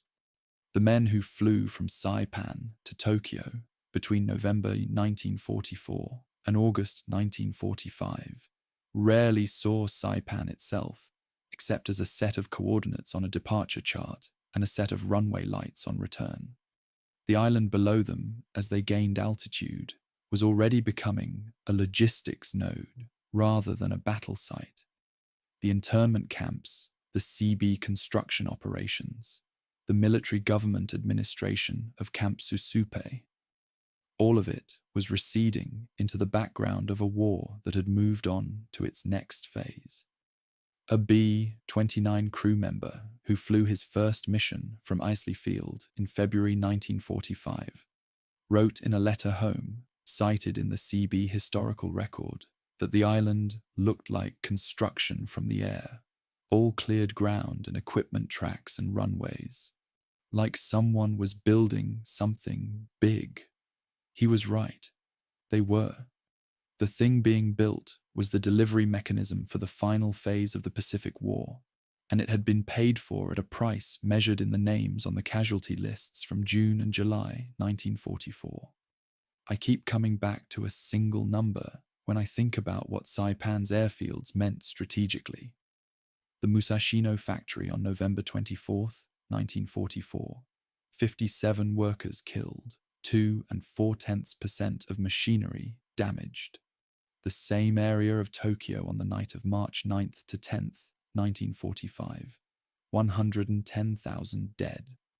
Between those two events, the failed precision raid and the successful incendiary raid, lie 4 months of operational failure, one change of command, one tactical reversal, can earn a moral crossing that the mission report documents in the language of sorties and tonnage, and that the crew's own accounts document in the language of smell.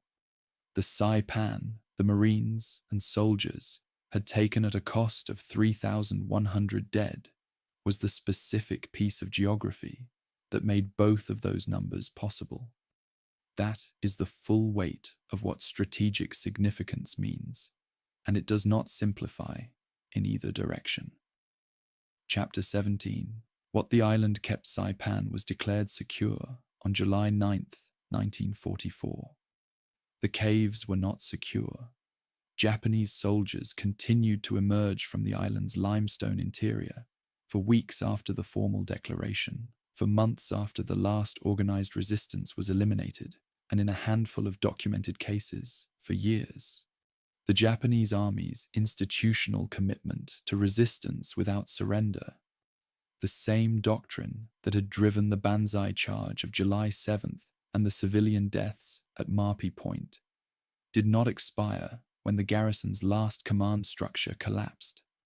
It persisted in the form of individual soldiers and small groups who had survived in the cave systems of Saipan's interior, sometimes supplied by sympathetic local residents, sometimes living on whatever the jungle provided, always maintaining the posture of soldiers on an active mission, even as the world around them changed beyond recognition.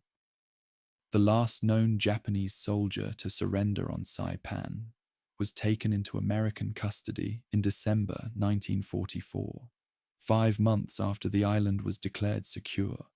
But the caves continued to yield human remains, some military, some civilian, for decades afterward, and in some cases into the 1980s and 90s, when Japanese government bone collection missions systematically worked the northern coast's cave systems for remains that could be repatriated. The Trust Territory of the Pacific Islands, established by United Nations Security Council Resolution 21 in 1947, placed the former Japanese-mandated Pacific Islands, including the Marianas, under American administration. The arrangement had a specific Cold War logic that the islands after the war academic study articulates clearly. The strategic value of the Mariana Islands for American military operations in the Pacific made their administrative control a priority, independent of the question of what was good for the island's inhabitants. Saipan, specifically, became the site of the Navy's Technical Training Unit, operated, according to post-war documentation declassified in the 1980s, by the Central Intelligence Agency, which used the former Japanese military facilities at Marpi Point as a training installation for anti-communist intelligence operatives from approximately 1950 through 1962. The facility's operational security requirements rendered the northern end of the island including the Marpi Point cliff sites, completely inaccessible to civilian residents for 12 years. Japanese bone collection missions that arrived during that period could not access the areas where the densest concentration of civilian and military remains were located. The Chamorro residents of Saipan were American nationals by 1946, but they did not receive American citizenship, with its full legal protections and political representation, until the covenant establishing the Commonwealth of the Northern Mariana Islands was ratified in 1978.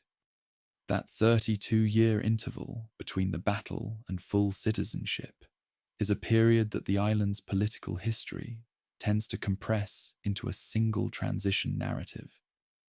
But it was experienced by individual people as 3 decades of administrative subordination in which the infrastructure of the pre-war Japanese colonial economy had been replaced by the infrastructure of American military and intelligence operations, without the accompanying political standing that would have given the island's residents the ability to contest or shape those operations.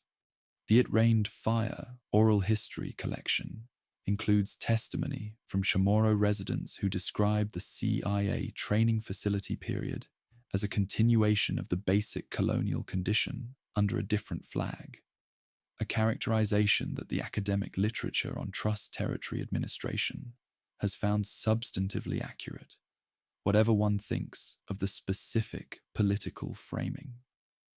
The Japanese tourism industry's relationship to Saipan's wartime landscape began in the 1970s and intensified through the 1980s and 90s. The Marpi Point Peace Park, which includes the Japanese, Okinawan, and Korean memorial monuments adjacent to the cliff sites, was developed primarily during this period, funded in large part by Japanese tourism revenues and reflecting the specific sensibilities of Japanese memorial culture. An emphasis on the tragedy of war and the innocence of those who died, framed by Buddhist and Shinto ceremonial vocabulary, without extensive engagement with the political and military decisions that produced the conditions for the deaths. The first American monument at Marpi Point was not established until 1994, 50 years after the battle. The temporal gap between the Japanese memorials and the American one is, in the most direct sense, a measure of which country's citizens came to Saipan and which country's government prioritized the memorial landscape. The islands. After the war study notes that the American Memorial Park in Garapan, the primary American commemorative site on the island, was designed and funded by the American Battle Monuments Commission and completed in 1994, by which point the Japanese memorial infrastructure at Marpi Point had been established for more than a decade. The bones. That is the phrase that appears repeatedly in the accounts of Chamorro residents describing the post-war landscape, and it captures something that the formal memorial and historical literature tends to abstract into casualty statistics. Approximately 10,000 civilian deaths, approximately 30,000 Japanese military deaths, 3,100 American deaths. Behind each of those numbers is a body that was buried or not buried somewhere on Saipan. The American military dead were systematically located, identified where possible, and either repatriated or interred in the National Memorial Cemetery of the Pacific in Honolulu. The Japanese military dead were partially collected in organized bone retrieval missions beginning in the 1950s. The Japan Association for Recovery and Repatriation of War Casualties, reconstituted in more recent form in 2016, continues to operate bone recovery programs on Saipan and the surrounding islands.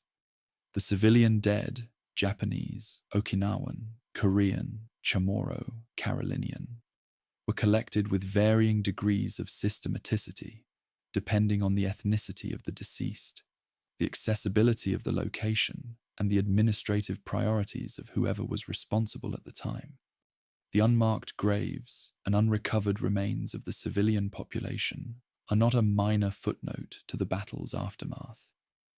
They are a continuing physical fact of the island, surfacing literally in the course of construction and agricultural work on a regular basis.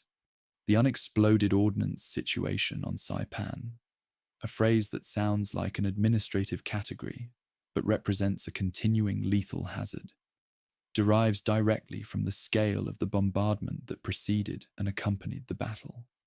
Over 11,000 tons of naval shells and approximately 2,200 tons of aerial ordnance were delivered to Saipan between June 12th and July 9th, 1944. Of that total, a percentage, the historical average for World War II artillery and bombardment ordnance is approximately 15 to 20%, failed to detonate at the time of delivery. On an island 14 miles long and 6 miles wide, that represents a significant volume of material distributed across the entire surface and subsurface of the terrain. The islands, after the war study, records deaths and injuries from unexploded ordnance on Saipan, extending into the post-war decades, including among residents who were scavenging scrap metal from the restricted Marpi Point area during the CIA facility period. Explosive ordnance disposal units from the United States military have conducted periodic clearance operations on the island in recent decades. As of the most recent documented operations, clearance is ongoing and expected to continue for the foreseeable future. The battle did not end in 1944 in any physical sense that the island itself recognizes. The Chamorro concept of Tao Tao Mona, the spirits of ancestral people who inhabit the landscape, provides a framework for understanding the Saipan post-war condition that the Western historical and administrative literature cannot fully supply. In Chamorro cosmology, the dead do not simply cease to exist. They continue to inhabit the places where they died or where they were buried, and their presence makes those places spiritually significant in ways that require acknowledgement and respect. The battlefields of Saipan, the cliffs at Marpi Point, the cave systems of the interior. These places are not, in traditional Chamorro understanding, merely historical sites. They are inhabited places, in the full sense that the Chamorro tradition gives that word. The CNMI, Historic Preservation Office's work on the island's cultural landscape, which includes the documentation of oral histories like those in the It Rained Fire collection, operates within this framework as well as within the Western framework of historical documentation. The two frameworks are not always compatible, and the places where they diverge are often precisely the places where the documentary record is thinnest and the human cost of the battle was most concentrated. The phrase, "what the island kept," is my own formulation, and I should account for it. Saipan kept the unexploded shells in its soil. It kept the unrecovered remains in its caves. It kept the institutional memory of the battle in the oral traditions of the Chamorro and Carolinian communities, in the testimonies of people who were children during the bombardment and who are, in 2026, in their late 80s and 90s, approaching the last years in which their direct recollections can be recorded. It kept the memorial landscape at Marpi Point in its three competing national vocabularies. It kept the CB-built runway that became Saipan International Airport still in operation. It kept the name of Suicide Cliff, which appears on contemporary tourist maps and GPS navigation systems alongside the resort hotels and dive shops of the 1980s construction boom. The juxtaposition of those things, the resort infrastructure and the cliff that kept its name from the summer of 1944, is not ironic in the literary sense. It is simply the condition of a place that experienced a catastrophic historical event and continued to exist afterward, which is what places do. The question, of what a documentary about Saipan is for, what it should produce in the person watching it, has no stable answer, and I think the instability is appropriate. The 24-day battle killed approximately 3,100 Americans, approximately 30,000 Japanese soldiers, and approximately 8,000 to 10,000 civilians. It removed a Japanese prime minister. It provided airfields from which a bombing campaign killed hundreds of thousands of Japanese civilians. It contributed to the casualty projections that shaped the decision to use atomic weapons. It dispossessed a Chamorro and Carolinian indigenous population for 32 more years after the Japanese dispossession it replaced. It established a Cold War intelligence facility on the cliff where civilians had died, and it left, in the caves and soil of a 14-mile island in the Western Pacific, a physical residue of ordnance and bone that is still being recovered in 2026. A documentary that resolves those things into a single coherent meaning would be lying. The most honest thing this documentary can do is refuse to resolve them, to hold the beach logistics and the banzai charge and the loudspeaker broadcasts at Marpi Point and the fiery X over Tokyo and the 7 berths at Camp Susupe all in the same frame, without ranking them, and let the weight of that accumulation be the argument. I have a note from the It Rained Fire collection that I want to end with, because it is the kind of specific detail that belongs to nobody's grand narrative, but is the truest thing in the record. A Chamorro woman who survived the battle and was interned at Camp Susupe testified in an oral history recorded in the early 2000s that the thing she remembered most clearly from the internment camp was not the food shortage or the heat or the proximity to Japanese settlers who had previously employed her family. It was the sound of the generators the American military used to power the camp's lights, running through the night. She said she had never heard generators before the war. She said the sound kept her awake at first, and then became something she listened for before falling asleep, because it meant the lights would stay on. She said she didn't know if that was a good memory or a bad one. Neither do I.